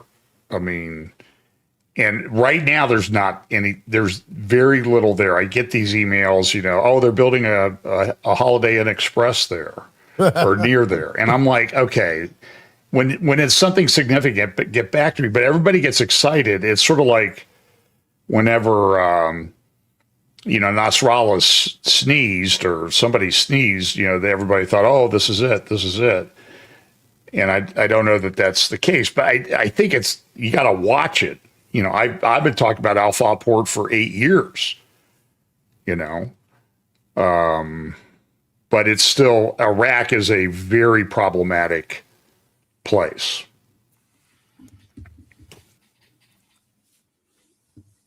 But I don't mean to shut off the discussion and valid points of my colleagues here. So I don't know. I guess my question is, how long do you think it takes to do? We sort of do this like, well, we don't think, this will happen. But then we talk about a bazillion things that have happened in the last few years. Even in the time since we started doing this, I don't remember how long when we did the first one of these. But a lot of development and changes. In my history from 1970 or so, how many presidents have tried to remake Israel a land of peace? Every single one has tried and failed. Jimmy Carter, Reagan, Clinton, Bush, all of them tried to reform somehow Israel. They all failed. Politically, they failed. All of a sudden, along comes Jared Kushner, that's Trump's son-in-law, who architected in the first Trump administration as special envoy to the Mideast.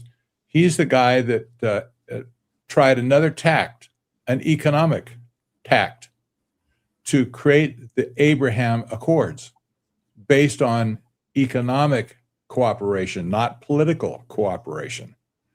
All of a sudden, the landscape has changed in the Middle East. All of a sudden, you have Saudi Arabia all says, well, we want to be friends with Israel now. The UAE, they want to be friends with Israel. This was unheard of before, politically speaking. But now, economically speaking, we see, this a different picture at this point. So the peace the false peace that certainly will come at some point when all of its neighbors around Israel are going to say, we love you and we're going to be with you and we're going to help you and whatever, you're going to be our trade partner and whatever it might be, then it's all going to fall apart at some point. But nevertheless, not Howard, but Jared Kushner has been the guy that brought us this whole business of the Abraham Accords. And now, on top of that, people who are architecting the trade corridor, IMEC, same people.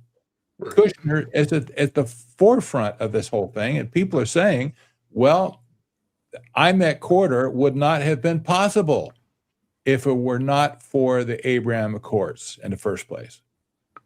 Okay, so you have one strong family who has changed the nature of the Mideast probably forever, at least not politically. It's not politically divided at this point, but economically it's going to be together. I can't tell what's going to happen. I don't have a crystal ball. I'll tell you what, I can say this at the least. Something big is going on in the Middle East. We haven't seen this before. And when you have the concentration of wealth moving to the Middle East, and forget Babylon at that point, just the fact that this amount of wealth, economic wealth and trade, all of a sudden is showing up in the Middle East, the Gulf states in particular, that's huge in my opinion. It means something. The whole nature of global trade is changing. Yeah, this is my AI generated Jared Kushner chess piece that I put together for my little chessboard in PowerPoints. But Patrick, I do agree with you. It's very significant what's going on. And if you look at the news just from the last week, you know, some of the missing pieces of this have been, well, Saudi Arabia is not formally in yet. I personally think when the king dies, that's going to change.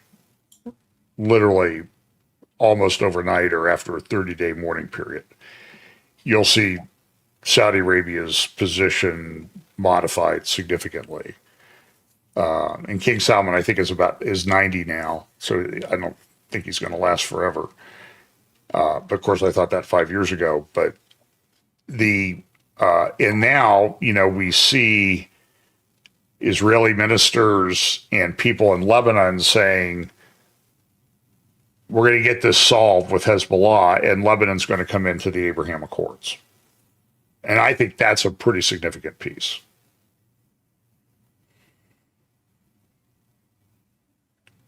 So, anyway.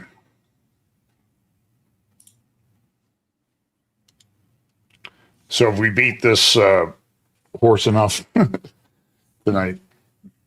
So Scott, I want to turn to you because I think there's two more things that I want to talk about before we quit tonight. And one is the Palantir manifesto, which I think is kind of significant and important. But maybe before we get there, we talk about this thing with Anthropic and is it called Mythos? Is that Mythos. the software that, or I'm sorry, what, I don't know. Tell us what Mythos is. Is it It's a model. A model? Yeah. And what the implications of that were. Okay. So, first of all, things are moving at breakneck speed. I was just reading today that SpaceX and XAI have just inked a deal to buy Cursor. And Cursor is a IDE that allows programmers to program, basically. It's an environment. And I use Cursor 6 days a week. Okay. So I've been a customer of theirs for a long time. And I think they penned a $60 billion deal there's an option for it to be closed by the end of the year. But as a fallback, they guarantee $10 billion payment. So Cursor won big today.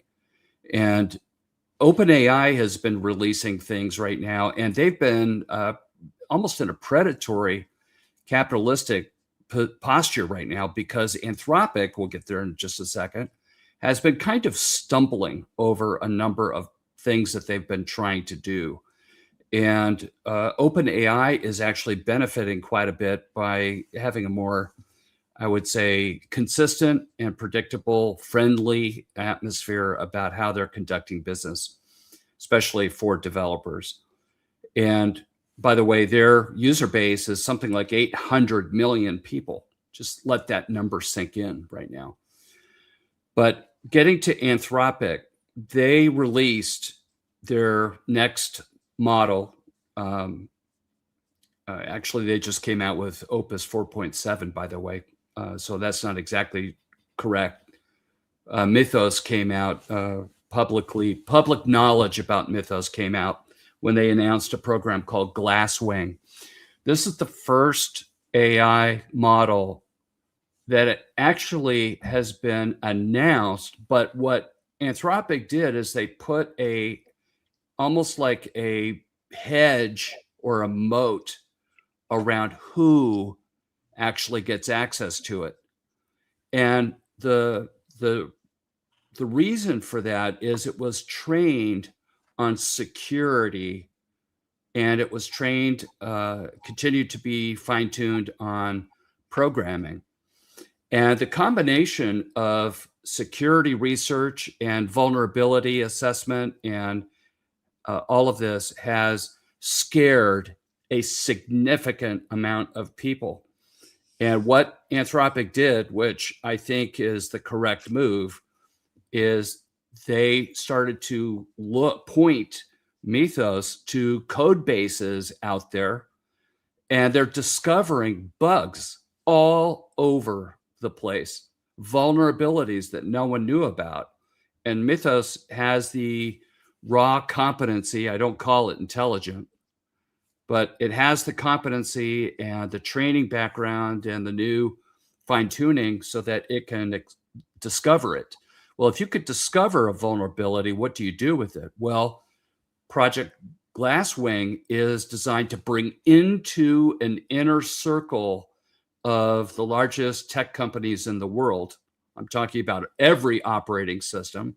So that would be Windows, Mac OS, Linux. It has major infrastructure players like Cisco and the guys that run switches and chips and technical stack stuff. There's about, I think there's like 15 or 18. Everyone would know these companies. And they've given Mythos to these companies to say, you guys need to go use this to go fix your software. Because if they put access to Mythos out into the public, like a general availability release, and bad actors got into there and began to ask it to find an exploit in this library. Well, Mythos has the ability to do that. And then you've got all the hackers out there and the bad actors and people doing breaches and other things. So what they want for the core tech companies to fix. And no one's going to know these numbers exactly, but there are thousands of vulnerabilities that Mythos is assisting with these tech companies to discover them, analyze them, and then for the teams to remediate it and get into production to fix it before general availability of Mythos gets out. It's rumored that Opus 4.7, which just dropped in the last week, is a cut down version of Mythos. Has been kind of lobotomized from the highest levels of competency that Mythos has been programmed with. Especially, they detuned its security training that it did. And so the Mythos, I think we're going to see, I wrote on this on my Substack a week ago. I'm very concerned about this news. I think it's freaking a lot of people out by saying it's the end of security as we know it. I don't know that I would go that far, but it is interesting to me that I'm also hearing that the government, the Pentagon and other agencies have noticed that they've got to have Mythos, but at the same time that Trump has banned basically the Pentagon and other government agencies from using Anthropic products. There's a sunset window for this, but Mythos is absolutely critical for them to glean as much security and vulnerability research as they can so that they could fix their things, and for three-letter agencies to exploit things in the wild. So you know how those agencies do that stuff. So it's groundbreaking. There's never been a model that has been so competent that it's never actually made it to market per se. This is not available. It's privately gated to help the rest of the tech industry get their hands on the fixes that are going to be needed in order to protect consumers and governments and institutions and everybody. So it's a very, very big development. The average person, you know, I can't use Mythos. You know, I use Opus 4.7 among the ChatGPT stuff too. I use 5.3 Codex and 5.4. And by the way, this deal with Cursor, XAI, and SpaceX, one of the reasons why I think they made this $60 billion offer is because Cursor has been training on all the developers around the world how their coding experience has been going. So they have a very unique, insight into how developers are actually using it to code, and it's learning. They have their own private model called called Composer.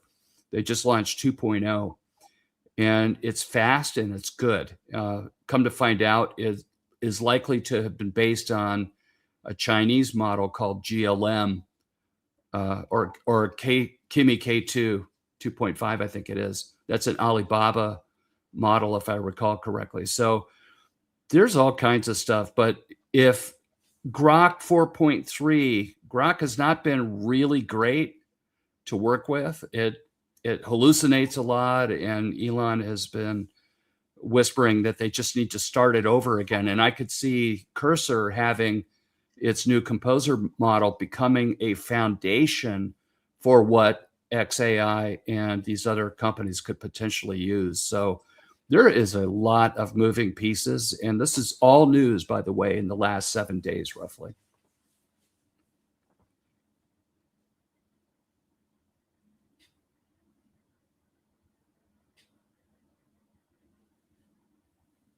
You're muted, I should just say a word of encouragement here and advice.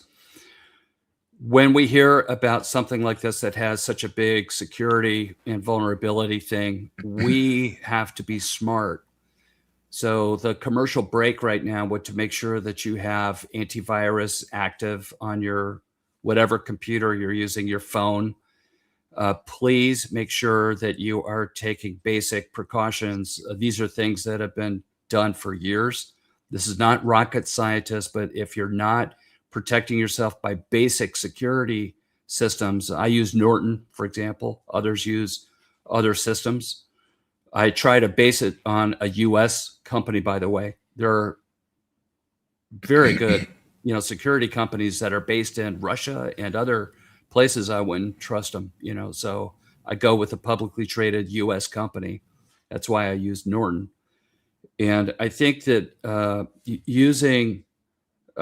making sure that we're not clicking links inside of a text message or an email. I just have to tell you guys, I don't do that. I see a mail coming in or a text, and then I see who it's purported to be from. I don't even care to look at the URL to make sure that it's formed correctly or if it's spelled differently. I don't even do that. What I do is I go to my normal device that I normally do, normally a computer, and I log in from my computer. I don't click links. Okay, that's how a lot of this stuff trips people up. So just a word of advice, begin to discipline yourself on impersonation attempts. They're getting tremendously sophisticated. I see, and I get targeted.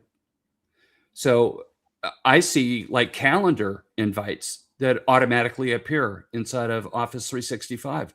I didn't accept it, right? I didn't say I would accept and attend that meeting. It just appears. And there's all kinds of links and things in that email invite. And it always is something urgent.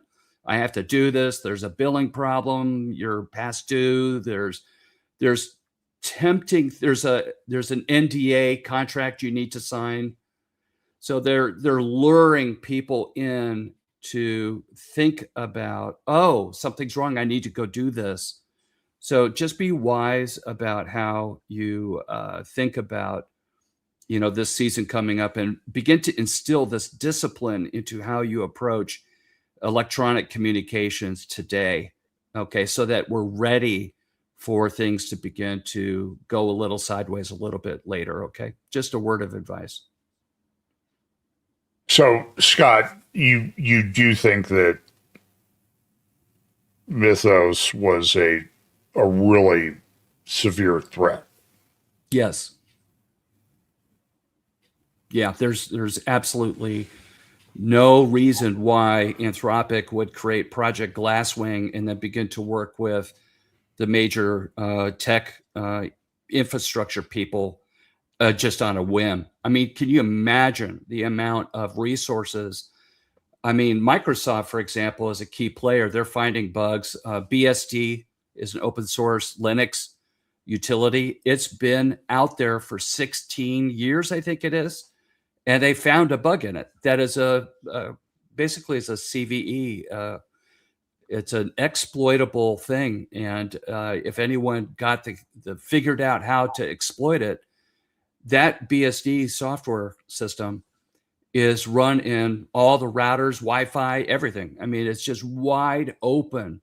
And so they had to work with these companies because of the potential implications of not working with them to get these things fixed. So Mythos is a big deal. And I think that these companies are making changes. I believe that if I were Microsoft, speaking for myself, I don't know, my thinking is they'll task 1,000, 2,000 developers. They'll put a team of people that are remediating these bugs. They're pulling from all the senior engineers in the company in order to address these long-standing issues. And it's like a code red fire drill right now inside of these companies, but you would never really know it. But the implications of Mythos is pretty significant. Is there a chance that Mythos could break the barriers and move itself out into it already has. the public? Yeah, they've already seen it. So one of the developers, this is not new, by the way. AI does break out occasionally. So what they're very, very concerned about is sandboxing or containerizing the model. And they were running safety and alignment exercises, which are not, fully, they don't have the right level of commitment to safety and harness training because they're working so fast. It's estimated that they needed 20% of all the GPU compute spend to be on the safety and alignment team. But in OpenAI's case, they're only giving it 1% to 2%. So they're vastly under-resourced for the compute they need in order to stay up to speed with alignment and safety. And of course, security is a major alignment safety issue. Not to mention the fact that we see executives continuing to leave. They're just leaving, these head of alignment and safety people, because I think they see it on the inside. They don't want their name and their career to be associated with these things at some point in the future. We don't know how far in the future it goes.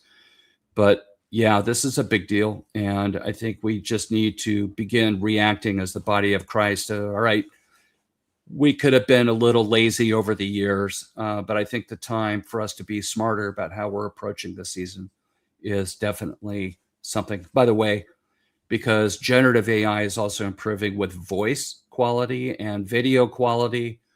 OpenAI just announced Image 2 processing, and they've retired Sora, which shocked a lot of people because they just need to get the the compute reallocated. But be careful if you hear a loved one calling you, asking for money. Okay, this is a bad problem right now, and it's going to get a lot worse. Always have some kind of a code word that you have established with the people that are in your inner circle, so that if there's a challenge response phrase that an AI somewhere or some hacker somewhere would never know. So just be intelligent, learn these skills and try to protect yourself the best that you can. Scott, I'm not the expert that you are in that field, but the name is pretty interesting to me because mythos in Greek philosophy means what people see in reality and what people fear and what people trust. And that sounds like what you just described. Yeah, exactly. There's all this hidden stuff in there, There's layer upon layer of, I would say, elite nonsense involved in this stuff. And who knows what's actually, symbolically inside the model and what it's capable of doing. Okay, so let me, on that upbeat note, maybe we should talk a little bit about the Palantir Manifesto. So Palantir seems to be a very big player in this space. Patrick, maybe you could just sort of summarize for people a little bit about the history of Palantir and some of the people behind it, and then we'll talk a little bit about their manifesto, and then we'll wrap up.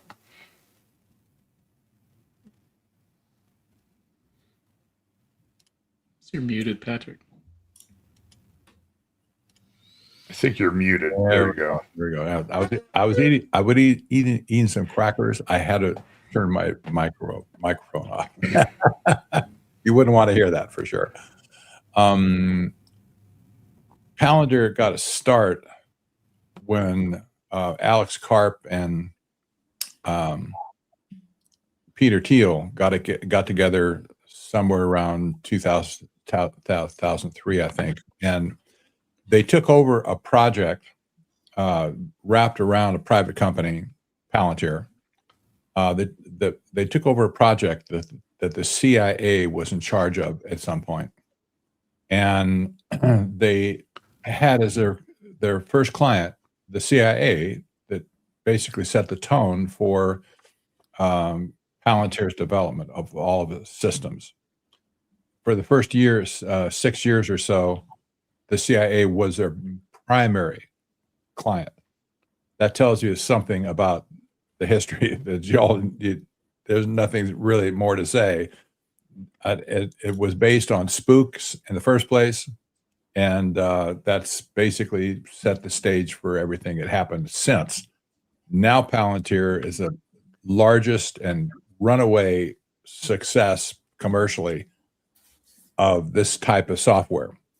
They don't, by the way, manufacture data. They don't collect data. They use other companies to collect the data. They simply provide the overview software to make sense of all that data. This is what's happened, for instance, with the targeting systems in the Ukraine. They're collecting existing data, making sense of it, then figure out where a bad guy is and go get him. So when you consider the people that are behind Palantir, especially Alex Karp, this guy is just unplugged. He's the guy that kind of got this manifesto together recently. We've all maybe seen it. I examined it very carefully when it came out. This guy's really crazy, but he's not a programmer. This is interesting because, like Sam Altman, he's not a programmer either. He has a degree in philosophy, for one thing. Was undergrad. Then he went to law school at Stanford, got a degree on law. He never practiced law. Then he went to Germany and studied Philosophy. Philosophy in Germany, not just any philosophy, but Goethe University is the home of the Frankfurt School of Critical Theory. So he comes to Peter Thiel with all this embedded stuff in his brain, you name it, crazy, all progressive stuff, let's put it that way. Starting with Karl Marx for sure, even Sigmund Freud, that's big in the Frankfurt School. So when he came out with this manifesto, you have to understand that he's twisted in his mind, I think, with all of his philosophical ideals or thoughts. You see it all over this. I see it all over this document. So when he talks about wanting to create a hardcore mechanism of rule, well, that would be AI for sure. When he talks about wanting to defer to like an autocrat or a monarch, he's also in line with this philosophy that Curtis Yarvin did under Peter Thiel's tutelage, called the Dark Enlightenment. So you see these ideas being expressed, and if you look very carefully on them, you'll come to the same conclusion that people around the world are saying at this point: this guy is a maniac in waiting. If he gets in control over major systems in the world, we should really look out for this guy. That's my opinion. Okay, so maybe we could just talk briefly. Let me get this about. I mean, the manifesto was like, it's similar to what Alex Karp said in the past. We're going to build the biggest killing systems we can, or so. I'm paraphrasing what he said, but I don't think that it's inaccurate that he said that at conferences in the past. And these guys have worked with both sides of the political spectrum, right, Patrick? Mm-hmm. That's right. Yeah. And so he couches everything in terms of American patriotism, but I mean, what should we make of it? I mean, first of all, what should we make of it? And secondly, what can we do about it? It's a private company. Unfortunately, you can't do anything to stop them. And when Peter Thiel started the company in the first place, by the way, he used a technique. Facebook has used the same technique. They can never be ousted from management of the company. It doesn't matter, stock ownership aside. They can own just 5% of the company, but they can't be ousted, and they're going to be effectively in operational control over the major decisions of the company, the direction of the company. So it's similar to how Trump's doing the Board of Peace. Well, sort of. This is a former technique, and it's what it does is sets up a class of stock that nobody has access to other than the founders of the company. That is not exactly preferred stock, but the idea is the voting of on the direction of the company is vested in those people. There's three of them, actually. There's another co-founder of the company. This is very successful. Mark Zuckerberg has done the same thing. That's why he's never been ousted from the company. He can't be ousted. So this is that's a dirty trick. Some people will say that they do this, but it was legal. Yeah. So it's shrewd for sure. So anybody have any thoughts on this with Palantir and its manifesto? And yeah, can you pull up point number 12? Because I hadn't seen this until you sent it out, and this one really stood out to me. Here. It was on the atomic age ending, And I think this is something we don't really hear a lot discussed really anywhere, but we've seen world leader after world leader talking about the whoever wins the AI race will rule the world. All that, and Vladimir Putin said that several years ago. Now we've got members of the Trump administration saying the same thing. And it says in this, it says the atomic age is ending. It's not talking about nuclear power. We're actually seeing that ramp up. So what they're talking about is nuclear weapons. It says one age of deterrence, the atomic age, is ending. And a new era of deterrence built on AI is set to begin. And so we don't hear a lot talked about this, but for 80 years now, what's prevented major powers, nuclear powers, from going to war with each other is the doctrine of mutual assured destruction. Mm-hmm. And they're basically saying that's going to go out the window, that nuclear weapons, that mutual assured destruction will become obsolete as a result of these advanced technologies. And I agree that that is the case.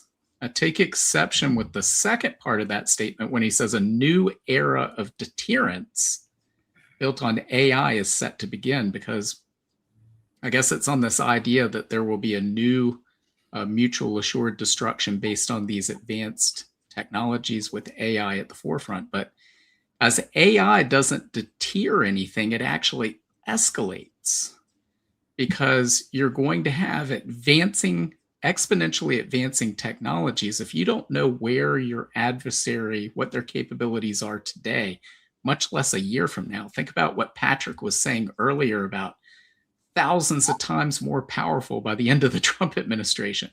This is exponential change. It creates a volatility. It creates an uneasiness, a distrust among major powers. So you can't enter this post-nuclear age with multiple powers. You must, because you're going to end up with a catastrophic global war that threatens us all. So you're going to have the solution to that being global government, whether it's through conquest or through voluntary means. That's the only way to avoid this type of catastrophic war. And so I think that really stood out to me when I saw that, because we hear all of these world leaders talking about the end of nuclear weapons as a deterrent. But we don't hear it really discussed elsewhere. And that tells us we're heading into a new era. So, Britt, I mean, are you saying that it's not, because there's all this talk, with some of the different theories, a unipolar world versus a multipolar world. You're saying this is pushing it towards a really tight unipolar world. Is that what you're saying? Am I using the right terms? When to me, once you're able to overturn mutual assured destruction, and I believe that will happen with these advanced technologies, particularly molecular manufacturing. That's something I talked about for years. You cannot have two powers coexisting or multiple powers coexisting. It's very unstable. You don't have the stability of mutual assured destruction. You have two powers engaged in an exponential arms race, very volatile. It erupts into war, and everybody dies. So whoever is the first mover in that area will see that danger and use their first mover advantage to conquer the globe. So, and that is right out of the Bible. That's what we read about. We read in Revelation 6 that there's war and slaughter everywhere, all over the world. And at the end of that, we have the Antichrist in Revelation 13 ruling over every people, tribe, nation, and language. And so but we don't really hear any discussion about a post-mad era. Hardly anywhere, but we see world leaders alluding to it constantly over the last 10 years. And yet there's still this expectation, Russia will never go to war with the United States because of mutual assured destruction. Well, for right now, while that's still in place, but once that's no longer in place, that will no longer be a deterrent. So are you suggesting that then that AI has the ability or the intent to take over the world for the sake of building peace into the world? Yeah, peace meaning the absence of an adversary who is able to make war against the beast, not with AI. Hey, we're going to develop this with these wonderful intent to bring about world peace. It's not benevolent, but it's a feature of the system because, again, you look at it from the standpoint of a world leader making a policy decision. I go, okay, I have this first mover advantage. I can sit on it, allow someone else to develop the same capability, but there's no guarantee that we're going to be able to peacefully coexist with those two capabilities because I don't know what the capabilities of my adversary are in an era where you have these technologies exponentially changing. You know, I mean, we haven't seen exponential change in nuclear technology over the last 80 years. But we're seeing that with AI, we're seeing that with quantum computing, we're seeing that with the ability to direct swarms, we're seeing that, I believe, headed toward this manufacturing capability that's going to transform everything on the battlefield. And so you can't afford to take that chance if you had that first mover advantage. If you're looking at it and saying, if I allow another power to develop, then we all die. Or I can conquer the world and we'll figure it out afterward, where we go from there.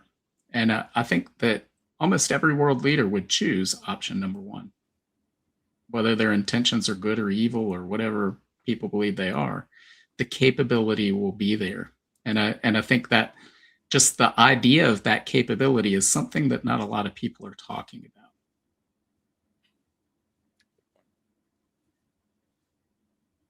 Any other thoughts? And then we'll move to wrapping up, I guess, since we've been going quite a while tonight. This it's like we never scratched the surface on this stuff. No, and unfortunately, we saw some questions that we didn't address either. We probably need to be a little more aware of that. I know people would love to be able to do a little bit of question answer stuff, but it seems to be a challenge for us. So. Well, maybe next time we can just focus on that. Thank Try you, John. to do another one in May. We always say that, but if we could just get the guys involved in this to just kind of take a month off, and then yeah, I'm sort of, I have to tell you that it's. I mean, I'm watching this stuff a long time, as all of you have, and it's daunting. I would just say, I'll be honest. I don't need to be full screen anymore, John. Oh, fix that. Yeah. I don't think everybody wants to stare at me. Did you want to scratch your nose or something? Well, why don't we just kind of go around? We'll start with maybe Scott, and then we'll just kind of go around and just closing thoughts from everybody. Take a minute or two. Yeah, closing thoughts. I know that providing a little bit of guidance on some of the security things that we just talked about. I'll own a draft of that. I did have the beginning of my blog, iamawatchman.substack.com, where I talked about AI intrusion. And what I'll see if I could do is update best practices for this stuff, given what we talked about on this live stream. And give me a couple weeks probably to pull that together, and that will be helpful for people. I do not, want to inject fear. This is much more about trying to be as smart as we can, given that things are changing very quickly today. And also, I just want to highlight that Gary Albin and I are co-authoring a book called, we just named it, it's called A Creed of Saints. It is book 6 in the Dax Hunter files. And if people are interested in, amazing suspense, action, thriller, some political intrigue, military stuff in there. And increasingly, as Gary has matured as a believer, and we are working together now on book 6. We're incorporating a lot of advanced technology and eschatology in this. Book 5, A Crisis of Faith, ended at the rapture, just to tell you. And book 6 begins 23 minutes after the rapture and goes on to the signing of the peace covenant. And so we are very, very focused on trying to help people. There's 2 main goals that we have. One is we want to help people understand in a narrative, engaging and page-turning type of way what is actually happening in the world. So we're basically being watchmen through narrative. And Gary is especially strong at a category called faction, which combines fact with fiction in order to base a lot of the character development and story arc and the things that you see, the intrigue, in reality of what people can actually verify through history. And we're really excited about that launch. In fact, Britt, thank you again for hosting a live stream in which Gary gave his testimony, and you could see that on Britt's channel. So I have a debt of gratitude for you, Britt, to help us begin to bring a little more visibility to this amazing work. Our release date for this is going to be May 28th, so stay tuned for that. And Gary can be found at garyalban.com. Thank you.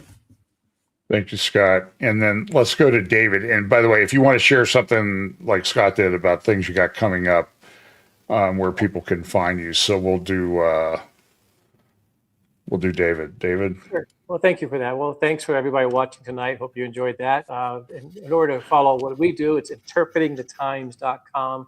So Interpreting the Times is our ministry. But John, I wanted to end with something. It's not about technology, but every so often a story comes across and you see it, and it just it shocks you at the same time. And I shake my head over it. But the Jerusalem Post just put out 2 days ago, and then the New York Post also redid it, about a gay pride coming up in the Dead Sea. And it's called Pride Land. It's going to be a 4-day festival, June 1st to June 4th. They're taking over hotels, taking over the whole area of the Dead Sea. They're having what they're calling, quote, a family-friendly area for children's activities. And it's going to be things going 24/7 around the clock. The whole thing is nothing but gay pride at the Dead Sea. And when I read this article and saw this happening, this announcement, I thought, what happened with Sodom and Gomorrah and the activity that took place on that territory? And now we're going back all these years later, and we're coming back and doing it again. It was just kind of mind-boggling to me. So just want to make people aware of that. Okay. Thank you, David. Mm-hmm. Let's do Britt, then Tom, and Patrick. Sure. Yeah, I think, we talked about a lot of daunting subjects tonight. And I think, something Tom said is something that we should all be focused on, is not these things themselves, but what they point to. And they point to the hope we have in Jesus Christ. And I want to read this verse right here from John 16, verse 33. It's Jesus speaking, and he says, I've told you all this so that you may have peace in me. Here on earth you will have many trials and sorrows, but take heart, because I have overcome the world. So guys, we have hope in Jesus. All of these terrible things we see happening right now, terrible things that are coming, we have hope, and the Bible has told us these things ahead of time so that we can know how near we are to the return of Christ. And that should just fill us with joy as believers, but it should also fill us with a sense of urgency of how important it is to go out and share the good news of Jesus Christ with as many people as possible. So don't let any of this bring you down. Instead, let it lift you up and fill you with joy. But at the same time, we've got a lot of work to do in being ambassadors for Christ in a lost and dying world. Thanks, Britt. Tom? Amen. I couldn't help but think of what Dave was commenting on with the Dead Sea. Dave, I was looking at that earlier today and thinking, man, what what comes around goes around. It was here at the time of Sodom and Gomorrah, like you said. It's just another evidence of the days that we live in. Yep. And I was thinking the same thing Britt was also when Jesus came the first time, or when Jesus was talking about himself going to the cross, he told his disciples, I'm going to be turned over to the Romans. I'm going to be put into the grave, but I'm going to raise again also. And he said, I've told you these things beforehand. Well, why? So they wouldn't be afraid. But what happened? The disciples were afraid when it happened. And all of the discourse when he's telling them, he gave us all of the different signs of the second coming. Again, he said, see, I have told you these things beforehand. And we don't want to be afraid. We can't. He doesn't want us to be afraid. That's why he told us, this is what you look for. But they point to me, and I think of Jesus' words in Luke 21, verse 28. When you see these things begin to take place, not when they're fulfilled, but when you see them begin to take place, look up. And as Britt said, Jesus himself said, lift up your head because your redemption draws near. In other words, with expectant joy because our redemption draws near. Thanks, Tom. Patrick. Oh, amen. Thank you. I want to encourage everybody to go to technocracy.news and check out my latest book and the last book as well before that. The Lord is just opening up so many avenues of research and stuff that I never saw before. And it's an amazing story. We see this thing happening in the Middle East. How many years have we judged Bible prophecy based on things that are happening in Israel itself, right? And Jerusalem? Well, yeah, that's obviously that's appropriate. But now we see not necessarily the political thing in Israel, but all of this stuff, economic wrapper that's being wrapped around Israel, the Gulf states, etc. This is an amazing story, in my opinion. So take advantage of that, of my books, and you can get them all on Amazon.com as well. We're working on the audiobook for this new book, the new economics of technocracy. So I won't bore you with a mini sermon. I'm tempted, but I think Britt already brought up the point. We are ambassadors for Christ. This is our mission. I think everybody said this at some point. We're ambassadors for Christ. We should act like it. Agree. Thanks. I want to thank all the guys for joining us tonight. Time flies by very, very quickly on these things. We'll do it again in about 4 weeks. We'll try to do question and answer. So you might start gathering your things. I do have a bunch of questions that I've kind of collecting. And interestingly enough, somebody went to some of the AI chatbots and they had questions for us tonight.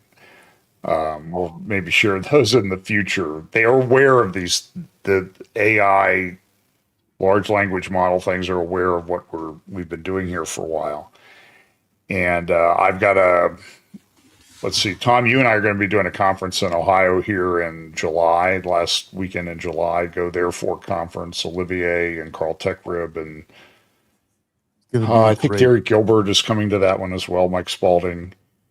And then I'm going to be out in Washington with Olivier in August. Olivier's going to be here at FPC the last Sunday in July.